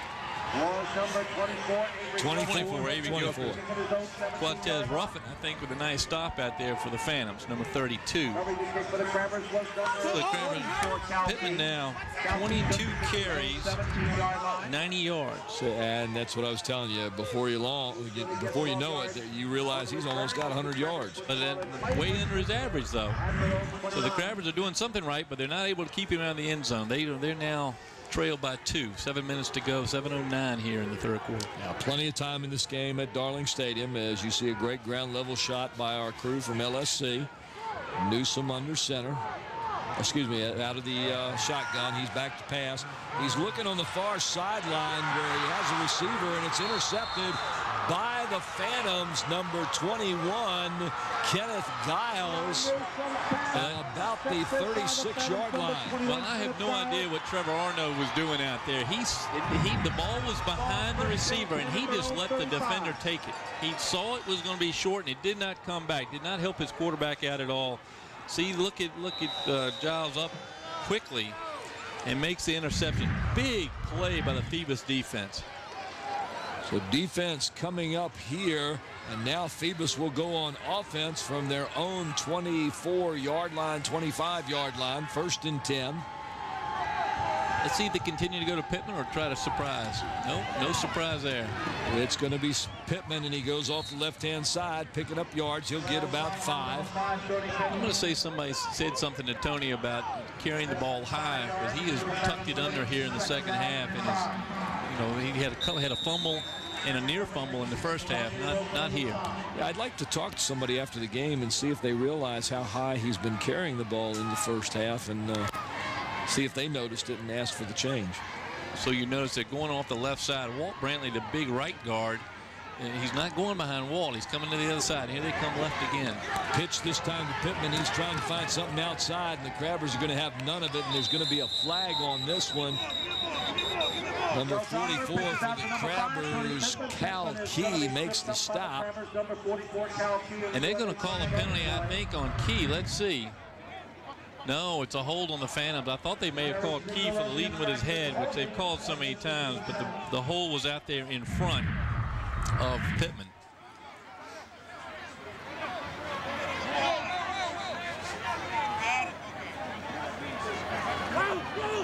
The discussion now is whether to move the Phantoms back or take the down. Holding. On blue. Repeat second down. So the 10-yard penalty is going to move the Phantoms back. It's going to be second and about 14 for Phoebus. Now I'm going to spot now. Troy Durham is running outside here. We lose him so often, but he is out in the wide receiver spot. He is a very crafty receiver. Top of the screen, Tolliver back, and he's looking that way to the left. Now he's looking over the center. He's being pressured. He's going to take it himself up the middle and try and get away from Newsom, number 5, on the outside, and he'll be chased out of bounds just at about the 45. The Crabbers are not showing great tackling here in the second half. I don't know what happened to them in the halftime, but maybe their Gatorade bottles had a little grease on them, because they have not been able to put the hands on Tolliver, and he is quick. Another great scramble by the freshman quarterback. Really was, and they're going to mark it at a 42.5, so he stepped out of bounds there. A huge pickup by Tolliver. Puts the Phantoms, 3rd and 2. Well, he's doing something that young quarterbacks normally don't do, Frank, and you and I have talked about this in previous games. He's not trying to force the ball. Very patient, very patient. Tolliver back, gives it to Pittman. Pittman's coming to the near side looking for something. Crabber's trying to stop him. He gets the sideline and gets across midfield. Almost brought down before that. Now say he went out at the 42-yard line of the Crabbers. Will be a 1st and 10 for Phoebus. Well, the hit out here on Joe Mill Red, the blind side shot on Red. You'll see Red 75 just get blasted as he goes right there, right behind the play. Surprised he didn't call a flag. I think Red had already stepped out of bounds, but man, what a block. I tell you, keep your head on a swivel or they hand it to you on a platter, Paul. 2 more receivers up at the top. Tolliver once again just hands it off to Pittman. He's coming to the side again where he spins around and picks up a couple of yards. They continue to come around to the left side here, but it looks like Pittman is trying to find something here. I tell you, Cal Key made a nice tackle, but he paid for it. Trying to grab the legs of Pittman is a dangerous activity. The hold, though, it's going to be a hold on the Phantoms there right at the 40-yard line. We'll see if we can pick it up on the replay. They're just still discussing with the captain, the Crabbers, Dante Wilson, about whether they're going to move the ball back. Look on the left end here. Now the hole's right there. On blue. Repeat 1st down. On the receiver for the Phoebus Phantoms. Looks like he had the cornerback. So the ball back to midfield. 1st and about 18 now for Phoebus. A lot of yardage for the Phoebus Phantoms to make up here as they take the ball at midfield. 2 receivers at the top of your screen. The I formation. Tolliver with it. Gives to Pittman. In there is Daquan Lane as he skirts around 1 tackle and picks up a couple of yards. He'll get the ball near the 45. His first carry, I think, Paul. I think it was, yeah. Lane comes in tonight with 724 yards on 95 carries. I like this young guy. We saw him take the place of Tony Pittman for a couple of games this year, and he did an outstanding job. Good power and good speed once he can find the open. 2nd about 14 for the Phoebus Phantoms. Receivers to either side. The pitch goes to Lane again. I think they got another hold. We'll see here. It seems like every time they come to the side, they get a hold. Yeah, I think the receivers are holding on the outside, holding that block too long and maybe getting the hands out on the shoulders. No, it's a face mask. We certainly misread that. The Crabbers were clapping. They would call a face mask. So that's going to help the Phantoms pick up a few more yards. We'll see what the call is here. The Phantoms did pick up some positive yardage. Referee talking to Tolliver right there on the front of your screen. Face mask, all white, repeat second down. Just a 5-yard variety. Let's see if we can pick it up here. I thought there was a holdout here in this whole group of blockers. Down and 6 down for the Phantoms. The ball at the There it is, right there. Trey Presley with the just reach back, really. Yeah, inadvertent, but still costly because now it's 2nd and about 6 for the Phantoms. 2 receivers trot up to the top of the screen. Number 9, Lane, off the right-hand side, pushes the crowd forward toward the 30-yard line. He's very close to the first down. Very close. He went right behind Walt Brantley that time. I don't blame him. Brantley, little Walt Brantley, 6'1", 285 pounds, again, weighed last year. But he has played a terrific guard. First team All-Peninsula District for the junior, Walt Brantley. And that time they're Daquan Lane right behind him. Picks up, it looks like he picked up the first down. We're going to see. And for those of you that know him, yes, Walt Brantley is the young son of Big Walt Brantley of Walt's Barbershop in downtown Hampton, one of our supporting viewers who watches us all the time on LSC. Little Walt helped the Phantoms pick up the first down that time. So the Phantoms on the move here with about 4 minutes left in the third quarter at Darling Stadium. The Phantoms with a 14-12 lead over the Crabbers in this divisional playoff semifinals, Division 5. Tolliver with the ball, gives it to number 5, Pittman, back in the game. He can't find anything on the left-hand side as he's hit several times by the Crabber line. We want to mention our sponsors here for the third quarter. Of course, the Grey Goose Restaurant located in West Queens Way in Hampton. Smith Brothers Funeral Home of Hampton located down in Phoebus. Tabler Team Sports up on Cannon Boulevard in the Worcester Point section of Newport News. Also, the second half sponsored by Eric Thompson, Realtor. Contact Eric to buy or sell a home or property. Give Eric a call at 685-3172. There you see Pittman getting hit several times. Here he is again. This time he goes to the right. He can't bounce outside. He's tripped up by your favorite number 1, Daquan Moore. Daquan Moore saved probably a first down that time as Pittman saw a hole and was going into it. I want to mention third quarter sponsors also, Kaufman and Knoll's with offices in Hampton on Cunningham Drive across from Peninsula Town Center and in Newport News at City Center. Kaufman and Knoll's, we can and we will. And speaking of we will, I want Bob to watch this next play here and see what happens. I'm noticing that they're getting yardage on the left side, Bob, not on the right-hand side. Let's see what they do on this play here, and then I want your take on this. They're coming left-hand side. It's Pittman again. He gets the corner. He breaks loose. He's up the sideline, and he is going to tiptoe into the end zone. And they're going to say he stepped out of bounds at the 5. Well, I can tell you, we have seen missed tackles by the Crabbers in the second half. Missed tackle after missed tackle, and it mainly that nobody's able to bring down Pittman. Watch this run down the sideline. Very good run. Missed tackle there. Missed tackle there. As he did step out. But what a play. Thank goodness for the Hampton Crabbers, able to push him out there. And I apologize, ladies and gentlemen. We'll get down to Bob as soon as we can here. Stacked backfield. Lane at the very back. He's the one that looks like he gets it. And, oh, he gets it all right. The Crabbers meet him right at the line. Bob, they tried the middle that time, but they've been successful on the left. What's the deal? Well, you got to look at the defense right now, and they're trying to go up the middle. They call that the elephant offensive set with the 3 backs in a straight row. But that time, Wilson, 66, just met Daquan head on, and that was it, baby. Wilson is showing his teammates how to tackle. That was certainly a good lesson. They get the big Kevin Lyles in again. 2nd and goal. The flip goes to the outside, and that looks like they're short of the goal line. I want to say Lane. That is Daquan Lane who gets down close And it'll bring up 3rd down for the Phantoms. Here's the elephant lineup you're talking about. There's Lyles. There's the fullback, and here comes Lane behind both of them. What a tackle out there.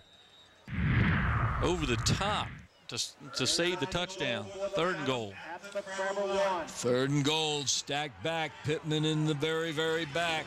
And it's going to go to Pittman, and he tries to push through the middle. He's still driving, and that defense of Hampton will not give. So it'll be 4th down and about 1.5 yards for the Phantoms. Tough call here for Blunt. I think he's just going to try to just push it in. Ray Presley out here on the defensive end spot, able to get some help and push back Pittman. Well, we're going to find out what happens here. I have not seen Kremp go out on the field. We are going to have a timeout. A decision for Blunt, as Frank Edgar said. Do you take 3 points if you can get it, or do you rely on that front line and the powerful running backs to push it in for the score? You know, we don't talk a lot about the kickers really in any game until last week when we had Bethel lose by a field goal to Western Branch. We haven't talked about kickers yet, but we've got Bo Lomax, the young man, kicking for Hampton, and Dylan Kremp kicking for Phoebus. They're going to come in play here. A field goal would put the Phoebus Phantoms up more than a field goal.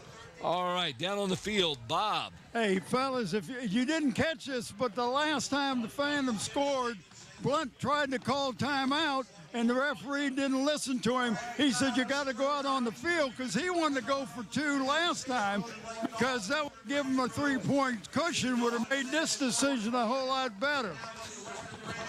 Now it's a whole lot harder. And it looks like they've decided to go for it here on 4th down and goal from about the 2-yard line, maybe 1.5-yard line. It's a murderer's row backfield. Kevin Lyles, Atavius Matthews, and Tony Pittman. Pittman gets it, and he's going to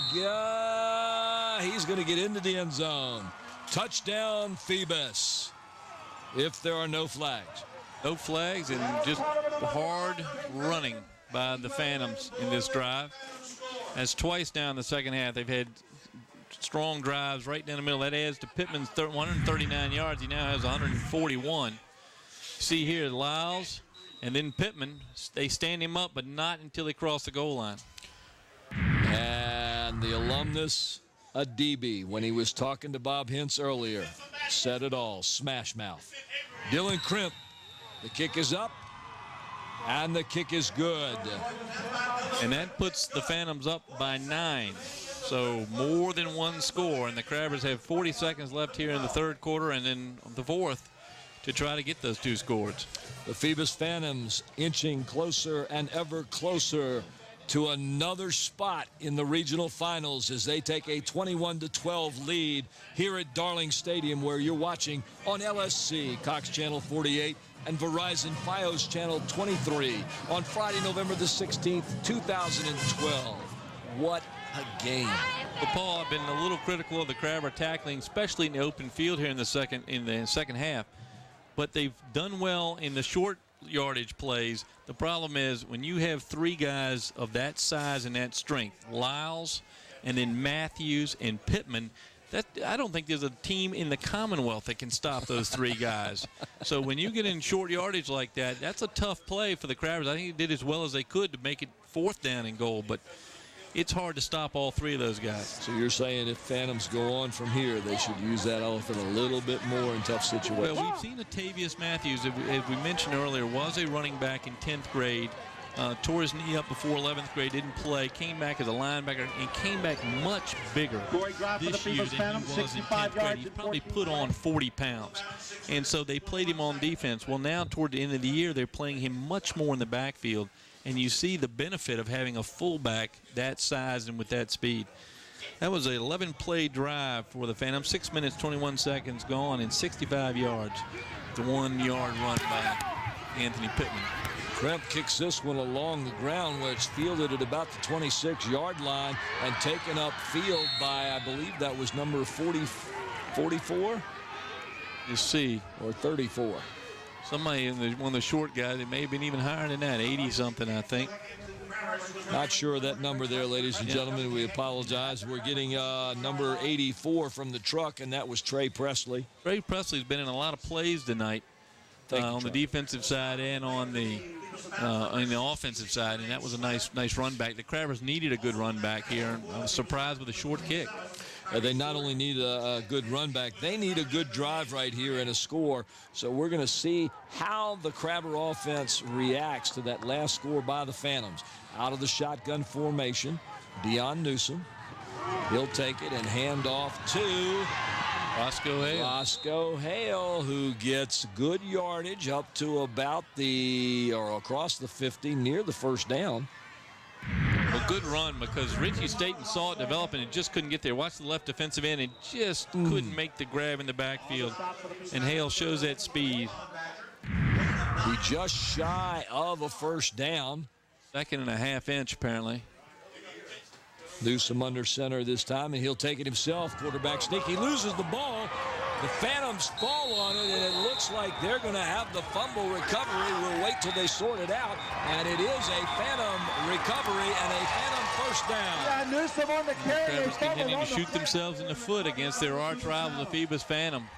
That's the third critical turnover by the Crabbers. 1 tonight and 2 in the game 2 weeks ago. Tipped out there by number 11, number 11 for the Phantoms, Drayvon Badger, just gets his hand in, tipped the ball out of Newsom. I tell you, so often the fumbles happen when the offensive player is trying to stretch out what should have been a shorter run. And there we have the end of the third quarter, and it doesn't end the way that Hampton wanted it to, as they lose the ball and Phoebus takes it over. The score at the end of 3 quarters here at Darling Stadium, Phoebus 21 and Hampton 12. Bob Hintz, do we have any comments from you on that last $78? And here is the winning ticket number for $78. That's what happens. All he wanted to do was pick up the first down. He went through, and I don't know who hit him, but it looked like it hit him right in the elbow and out-flipped the ball. You know, this is a game that Coach Blunt talked about earlier. You got to protect the ball. You got to execute. And the team that does that will win. But we're going to see what the Crabbers can do here, because the third quarter belonged completely to Phoebus. And normally the Phoebus Phantoms raise their forefingers when they go in the fourth quarter. Well, they should have raised them in the third quarter. They had the ball all but 1 minute 3 seconds. And that time Pittman got the ball, and he was wrapped up in the backfield for a 5-yard loss. In fact, the tackler got to him before the ball did almost. That's Dante Wilson again trying to lead on his team. You see Wilson come right up the middle and then wrap him up. That's the only way to bring Pittman down, and when he gets moving like he is tonight, you really got to get your arms around him and hang on for dear life in many cases. He's just such a strong runner. But Dante Wilson can match him in that, but you got to get to him, and that front line has been able to hold off. They've played much better here in the second half than they did in the first. 2 receivers sliding down this side there, just additional blockers as Pittman tries to get around the corner. He can't quite do it, and the flag comes out. That's going to be a penalty on the Phantoms, I think. The block had been made. Yeah, it was a hold, and then the defender got away from the blocker, and instead of letting him go, he reached back to try to hold him back. You'll see it here. The Hampton defender shoots kind of off the block, and he was held before there. Before that spot, you see him come in the camera shot. So that'll go against the Phoebus Phantoms and put them back even further than they were. On blue, repeat second down. Number 80. And the decision there, Paul, to move the ball back rather than get the down taken away because it was a short game by the Phantoms, is one that shows you Mike Smith for Hampton is trying to gain field position here in this fourth quarter. Well, he's certainly helping right here. It's 25 yards for the first down. It's 2nd and 25, and we have another stoppage. I'm not sure they got the playoff. I don't think the officials were set. I think that was the officials weren't ready. No flag. All right, so we'll try it again. Tolliver under center. 2nd and 25. He goes back to pass. He's looking across the middle, can't find anybody. He's going to roll to the right. He's tucking in under. He's going to try and pick up some yardage. Slips and falls down just shy of the 35-yard line. It looks like the mud at the just shy of the 35-yard line making better tackles than the Crabbers had this half, because thank goodness Tolliver once again shows good wisdom for such a young quarterback. He's able to see the receivers are covered. He looks, watch him look and keep his head up, still looking, and now decides he's going to tuck it in, and right here just loses his footing. And ladies and gentlemen, you have to remember one thing. Tolliver is a freshman, a 9th grader. He's a young kid, and he's making these decisions, and Frank has picked it up. He keeps his head downfield, always looking. Good sense back there, really good sense. Pitches it to Pittman. Pittman started to go inside, and then he opted for the outside where he'll pick up 2 yards. The Crabbers stretched that play out nicely. They did that. Denied him the inside and then just kept him going outside and going laterally rather than north-south. Well, the Crabbers have any hope at all here in the 4th quarter. They've done the first part, which is stop the Phantoms. The Phantoms have had 2 long drives in that 3rd quarter, resulting in touchdowns. This time the Crabbers are able to stop them in Phoebus's end, and they'll get the ball back in pretty good field position. And I think this might be the first punt for the Phoebus Phantoms today. Is this the first punt for the Phantoms tonight? I think second. I think we've seen Tolliver in punting positions twice now. The first time he was roughed, I think, if you remember. Oh, that's correct. That's correct. Decent punt, gets a good bounce for Phoebus, picked up at about the 28 by Newsom. He's trying to find some running room. He can't get any this way. He turns it around and goes the other way, and he's losing yardage quickly here.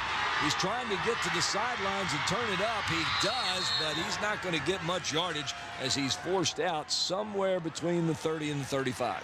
And the coach is up here in the box. You heard him in the background. Dion, what are you doing? I think the Hampton squad was puzzled there, but thank goodness Newsom is quick, because he was able to recover what he was about ready to lose. 1st and 10 for the Crabbers from their own 32. AC picks it up at the 28. He's going to end up with a positive 4 yards, and that's it. And he does a lot of running just to get that.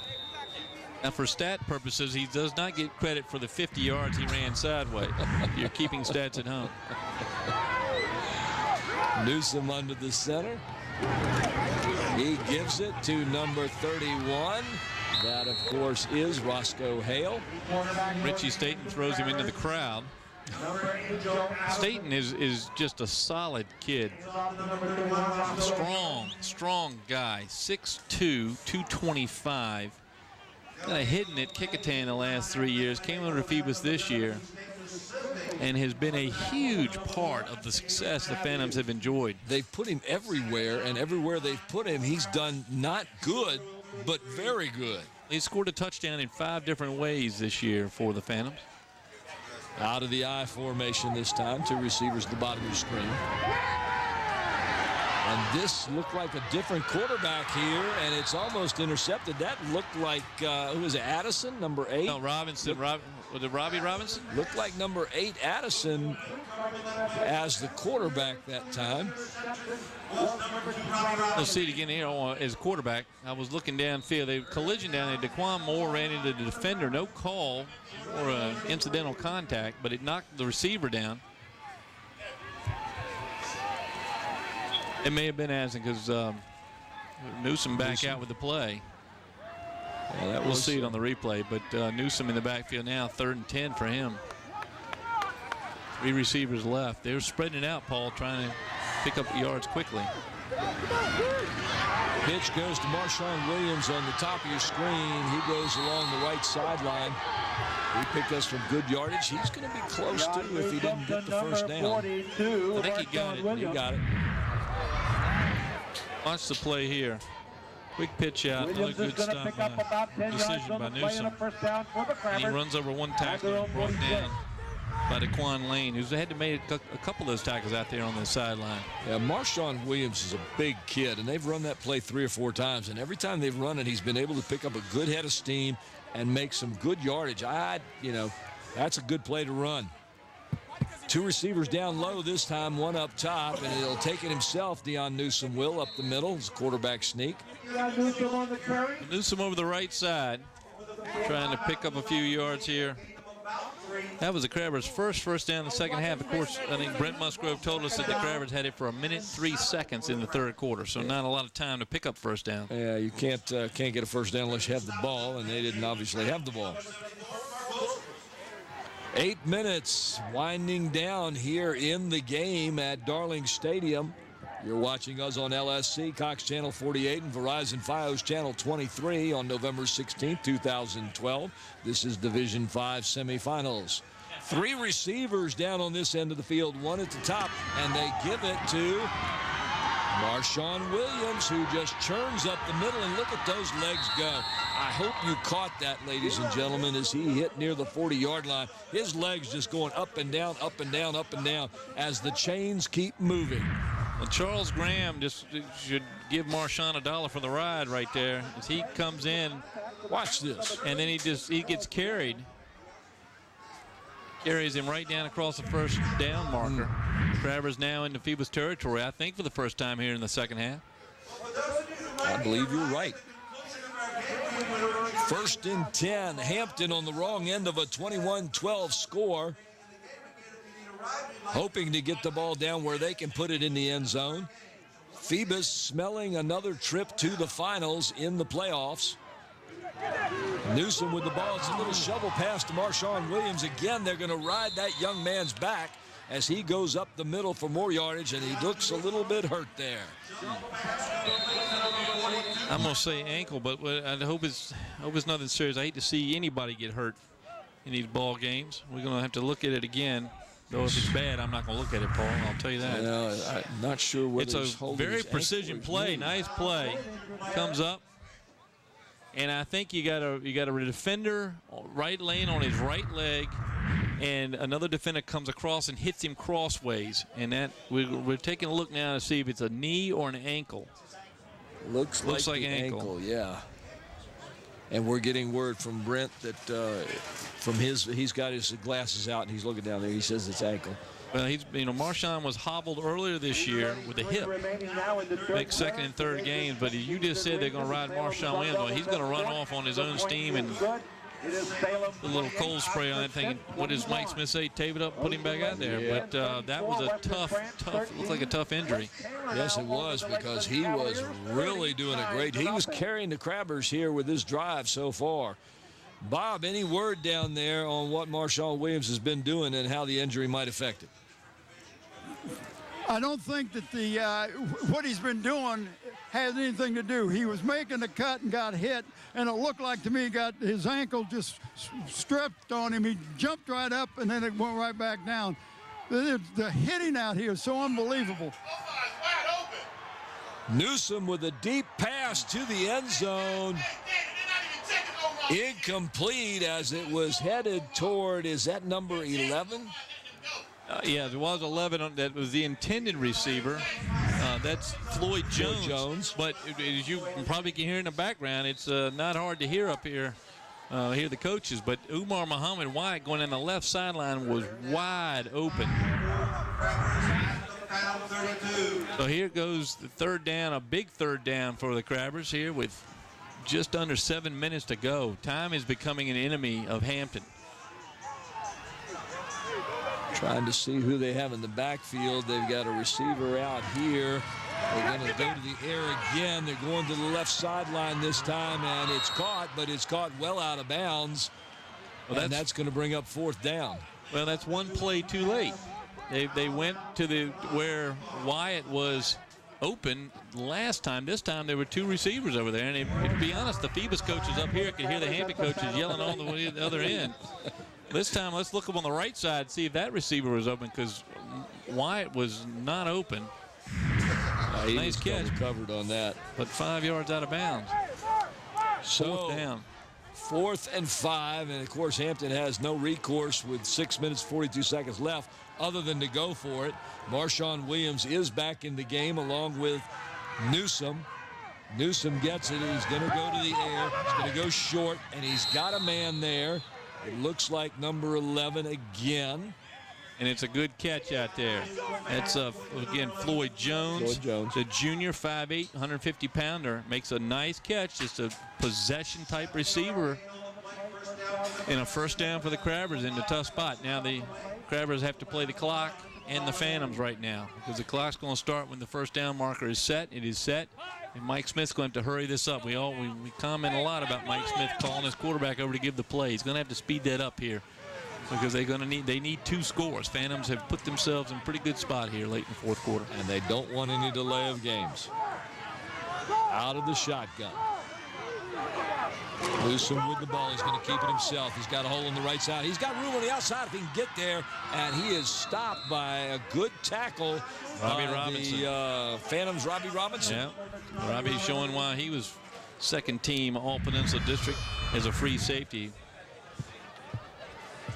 Newsom so quick through the hole. Fake there, gets through one. Here comes Robinson. That saved another 5 or 10 yards. It really did. That was a great play by Robinson, because you could see the open area over there, and all he needed was one block up top by his receiver, and he could have broken that one. 2nd and 5 now with 5.5 minutes left in the game. Newsom from the shotgun gets it. He flips it out to Marshawn Williams. He's picking up speed, going over to the middle. He'll get down inside the 15-yard line. That time Mark Wilson read the play correctly from his defensive end position for the Phantoms, but was not quick enough to get back to Williams. So a good play, but the Phantoms are starting to pick up on this. You'll see Wilson here on the left, just not able to get there soon enough. Marshawn with that quick burst of speed was able to stay in front of him. It'll be first down now. 1st and 10. The ball marked at about the 13-yard line. Under 5 minutes to go in the game here at Darling Stadium. Newsom and Marshawn Williams in the backfield. Newsom gets it as a straight keeper. He's got a big hole, and he's going to go into the end zone for the Crabbers. Well, the block by Marshawn Williams freed him up right there at the line of scrimmage as Marshawn took on the linebacker trying to plug the hole. And Newsom so fast through the hole. Watch this. I don't know if we can see the block, but it was a beautiful block, and he's just so fast through the middle like that. It was. That hole opened up just nicely, and you really couldn't see it from there, folks, but it was a great hole. And the Crabbers are going to go for 1 here to put themselves only 2 points behind. Bo Lomax in for the kick from the 10. It's down, it's up, and it is good. So the score ever closer now.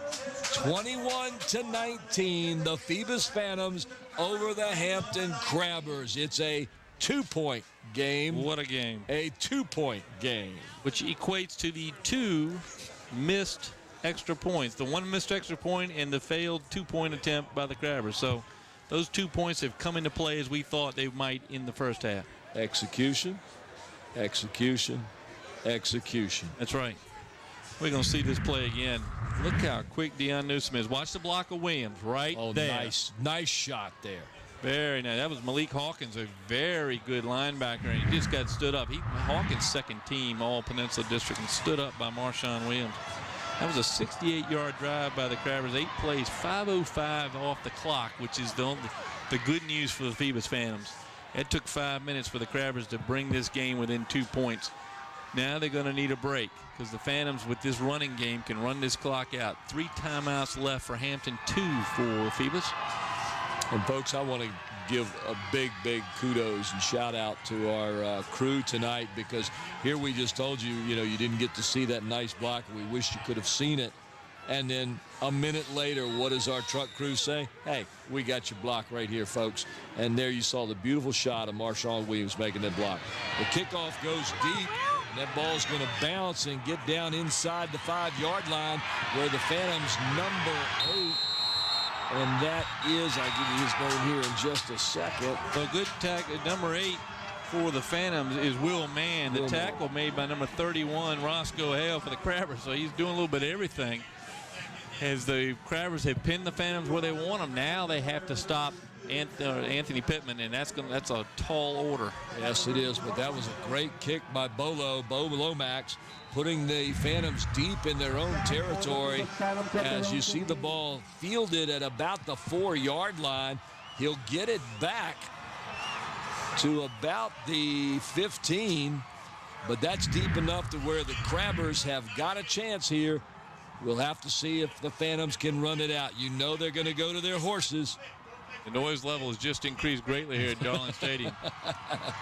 Tolliver back to pass, finds somebody in the open flats. It's number 4, Tavius Matthews. He takes it to the sidelines. Oh, he slips and falls, gets back up, and is tripped up at about, and my eyes have fogged over, ladies and gentlemen. I apologize, at about the 45-yard line.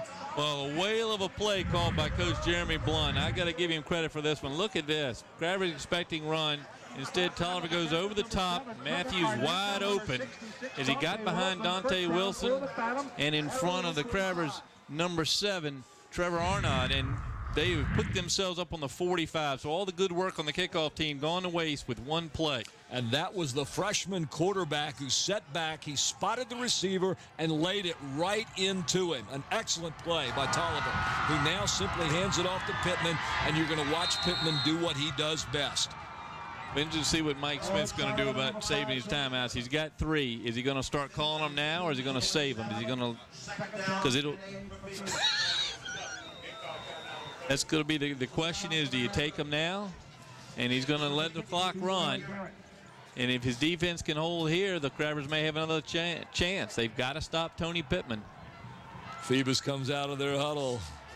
2 wide outs down close to the bottom of your screen, but you know where the ball's going to go. Tolliver under center, and there it is. He flips it to Pittman to the left side. Pittman trying to find a crease. Can't find it. Stacked up on the outside. The 3rd down now, but the clock is running. The clock is the Crabbers' enemy and the Phantoms' friend.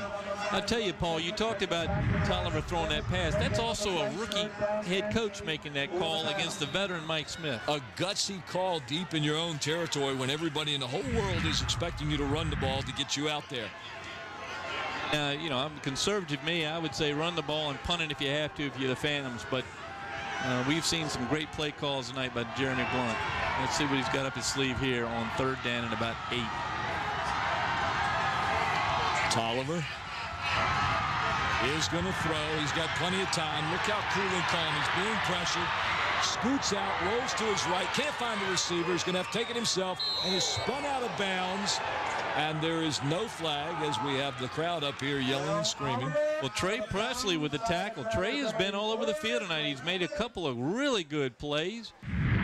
We've called his name several times. It's a nice tackle. He just took it, the momentum, took him off into the out-of-bounds area. How can a freshman be so cool and calm and collected in an important game like this against one of the top defenses in the Peninsula District? Well, if not for a great tackle, that would have been another 1st down by Tolliver. What a night he's had. Well, it looks like the Crabbers are going to get it back. But they got this only the 3rd punt. Crabbers got 2 back now. You got to watch for the fake.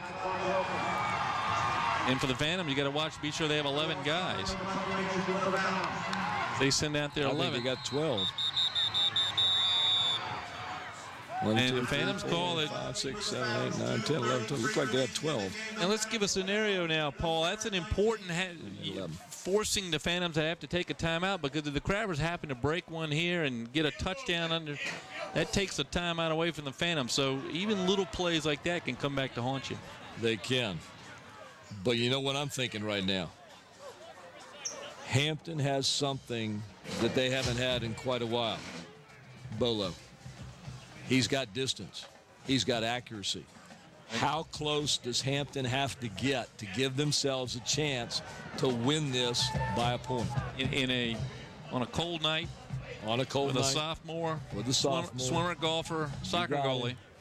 You're right. He's kicked well this season. Leading scorer amongst kickers in the Peninsula District. It's going to be interesting to see, ladies and gentlemen.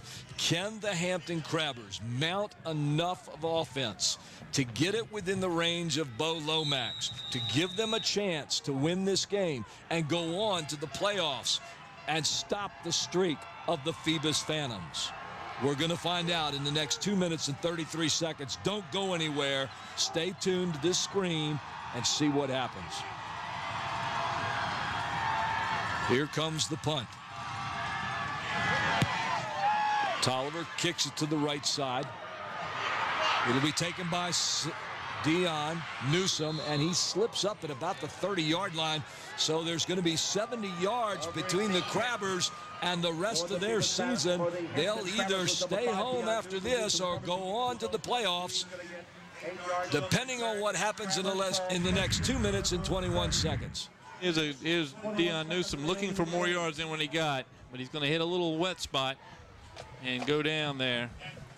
Good coverage by the Phantoms. And the Phantoms now just have to hold the Crabbers one series, and they can go on to the regional finals next week. Dion Newsome out of the shotgun. He'll take it himself. He's going to the right side. He scoots upfield. He's got an opening. He gets to the sideline, and he gets out of bounds after he crosses midfield into Phoebus territory. 2 minutes, 14 seconds left in the game. A great run by Dion Newsome. We've seen so many of those tonight. Look at him. He sees a hole and makes the move right there. Good block out there by the Crabbers wide receiver, Floyd Jones. Jones has had a couple of great plays here in the second half. Don't call his name much, but good block. Dion Newsome, Mr. Everything for the Hampton Crabbers, forced into the job of quarterback this year and done a phenomenal job as he's gotten over 1,000 yards rushing and has been one of the leaders of this Hampton Crabber team. Right now, things sit on his shoulders as he guides his team out of the shotgun. This time he gives it to Marshawn Williams. Marshawn Williams up close to the 40, 50-yard line. Smith's going to have to go. He's got to give the play to his coach, to his quarterback, and get moving. Time is running. We're under 2 minutes now. That's the risk of running the ball. They have 3 timeouts. Smith going to try to get a play off here relatively quickly. 2 receivers to the top of your screen, 2 receivers to the bottom of your screen. Newsome in the backfield, takes it himself, finds a hole up the middle, gets over the 45-yard line. And that's going to stop the clock for the first down. So Newsome's got to get up, run to the sideline, and get the play and come back. Clock stopped now for the first down. They moved the sticks, but they're going to start it here quickly. Smith yelling the play out. He is getting a little closer to Newsome. And here it comes with the play. He's in the shotgun now. Clock winding down quickly. Newsome keeps it himself, runs into his own blockers, and he's stopped cold. And we'll watch the seconds click off here, and I don't understand why they're not calling timeout quicker than this. There they go. That took 5 seconds, 6 seconds, and they may need it at the end of the game here. 2nd down and 10 for the Crabbers.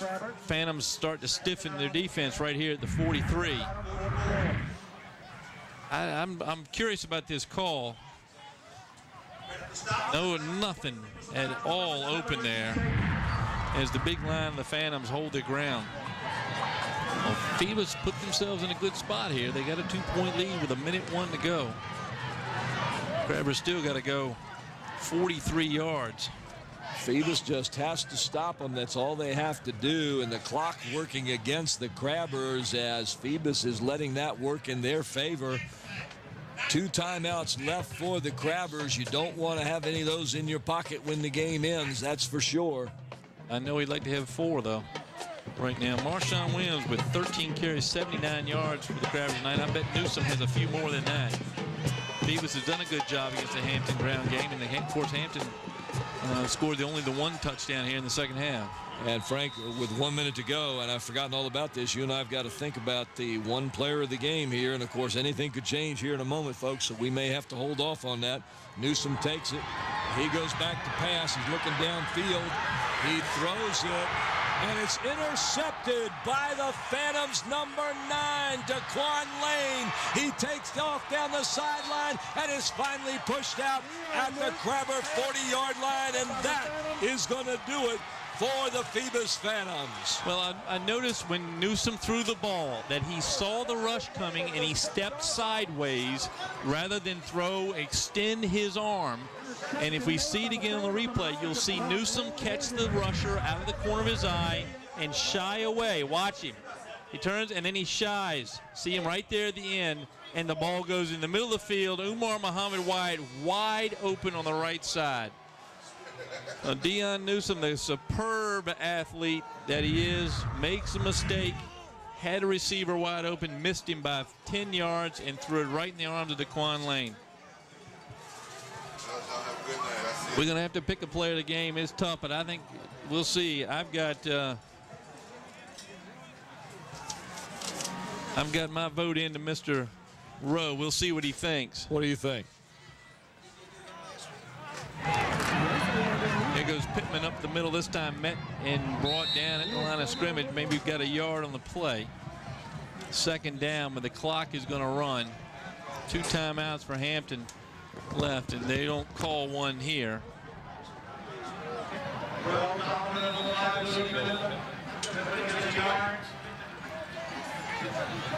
got 2 left. Hey, I'm not arguing. And here's the second down play. Clock still running, down below 20 seconds now. I'm taking a knee now. I'm taking a knee. And Tolliver takes a knee, and why not? And that's going to do it. Ladies and gentlemen, the players of the game for Hampton, Marshawn Williams, and for Phoebus, Pittman, Tony Pittman, who went over 100 yards again. And here we go again. The Phoebus Phantoms, 21-19 with the 1 second to go, are going to go on to the finals. And it's going to depend on who wins the game. And the last time we heard, Lake Taylor was ahead. And if Lake Taylor wins that, then the Phoebus Phantoms will be going to Harbor Park. And I believe it's going to be Friday, the day after Thanksgiving, that game will be played over there. We'll come to the baseball diamond and watch the Phantoms as their drive for 5 continues. And deservedly so. They played very well in the second half. Pittman with 141 yards, 1 second to go. He's going to take a knee here, and that's going to do it. As Smith called a timeout there to stop the clock with 1 second. Tolliver takes a knee, and that's going to do it. What a ball game here between these two powerhouses, Paul. Ooh, you called it, Frank, a tight ball game. It was going to be close. We talked about the kicking. We talked about execution. We talked about the lines. We talked about the running game. We were surprised by the passing game. But through it all, we weren't surprised by the defense and the dedication and the guts from all of the young kids, because that's what they are. These are kids that are playing this game, and they left it all on the field right here tonight. I wish both these teams could go on and play, because I think these teams are the teams that should be in the finals of the state championship. Well, our fellow citizens here in Hampton can be very proud of these two teams, and certainly the Phoebus Phantoms have earned their right to go on and continue to get that 5th state championship, which would be a record, and what a record it would be. They've got a tough road that goes through Lake Taylor, but if I was a betting man, I'd lay my money on the Phoebus Phantoms. How can you not do that?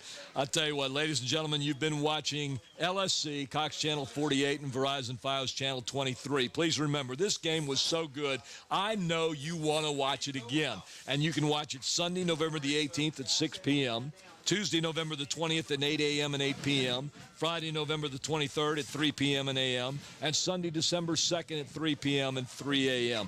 This has been a fantastic game. Bob Hintz has been down on the field. Bob, any last closing words? I tell you, I'm beside myself. What a great game from both teams. It's just unbelievable hitting out here. Good sportsmanship. You didn't see any of the taunting going on that you see from some teams that know each other as well as these two guys do. But I tell you the truth, either one of these teams, either one of them would represent the Peninsula District. And Lake Taylor better watch out, because either one of these two teams give Lake Taylor a heck of a game. Well, I will tell you, Bob, and I agree with you. I was very impressed with Terrell Tolliver tonight. I thought his runs on 3rd down and 4th down were key in getting Phoebus this win. Well, he shows so much maturity for just a freshman. But all the coaches were looking at him when he was down there playing in the rec league. He just shows so much poise out there on the field that you look at him and you say, okay, the season's already over. He's no longer a freshman. He's playing like an upperclassman. And, Bob, I want to mention the guy, Jeremy Blunt, that you interviewed tonight. Yes. I mean, what an impressive showing by the first-year coach. Oh, you get a guy that has to come in on the situation he had to come in, and he's kept his cool. He's kept the guys focused on what they're supposed to do at the ball field, and then to go undefeated, unbelievable, isn't it? And it really is. And the pass, I think, in that last series, the pass from deep in their own end to out to the 45 was a huge, risky call by Blunt, and his freshman quarterback comes through to his senior running back to make the catch, and that was the nail in the coffin. Well, I'll tell you the truth, fellas. I did not see that one coming. No, I don't think anybody did. No, none of us did, Bob. Well, we'll see you next week in Harbor Park. You got it. We want to thank our crew here at LSC 48. What a group we have in the camera work tonight. It's been superb. Wube Gabray, Susan Bowers, Randy Bagoli, Steve Fryer, Ron Baton, Lloyd McKenzie, our graphics and animation guy, Andy Foley, slow motion instant replay person, Krista Campbell, camera control operators, Renee Camden, the chief engineer, Don Sherrouse, our audio engineer, Greg Lesko, director, producer, Don Sherrouse. The announcers, of course, we couldn't do it, Paul, without Bob Henson, Brent Musgrove. Exactly. Glad to have them with us. And what a ball game. Very exciting. I'm exhausted, and I didn't play. All right, ladies and gentlemen, once again from Darling Stadium, the final score. The Phoebus Phantoms move on to the finals of the regional playoffs by defeating the Hampton High School Crabbers. The score, Phoebus 21, Hampton 19. From Darling Stadium up in the booth, I'm Paul Rowe, along with Frank Edgar. Good night, everybody.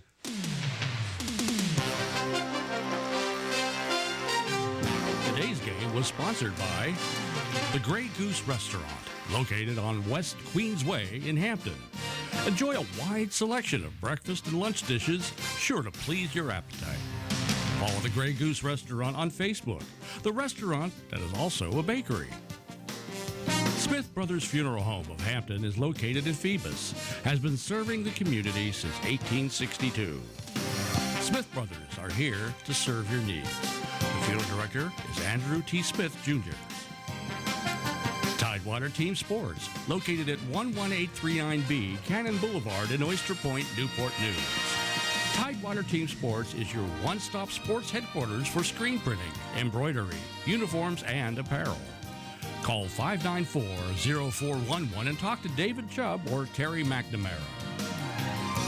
Today's game was sponsored in part by the attorneys at Kaufman & Knowles, with offices in Hampton on Cunningham Drive across from Peninsula Town Center and in Newport News at City Center. Kaufman & Knowles. We can and we will. Beach Hardware, located at 1951 East Pembroke Avenue in the Buck Row Shopping Center. Beach Hardware is your friendly local hardware store with everything you need to maintain your home inside and out. Eric Thompson Realtor. Contact Eric to buy or sell a home or property. Give Eric a call at 685-3172 or email him at eric@findhrhomes.com.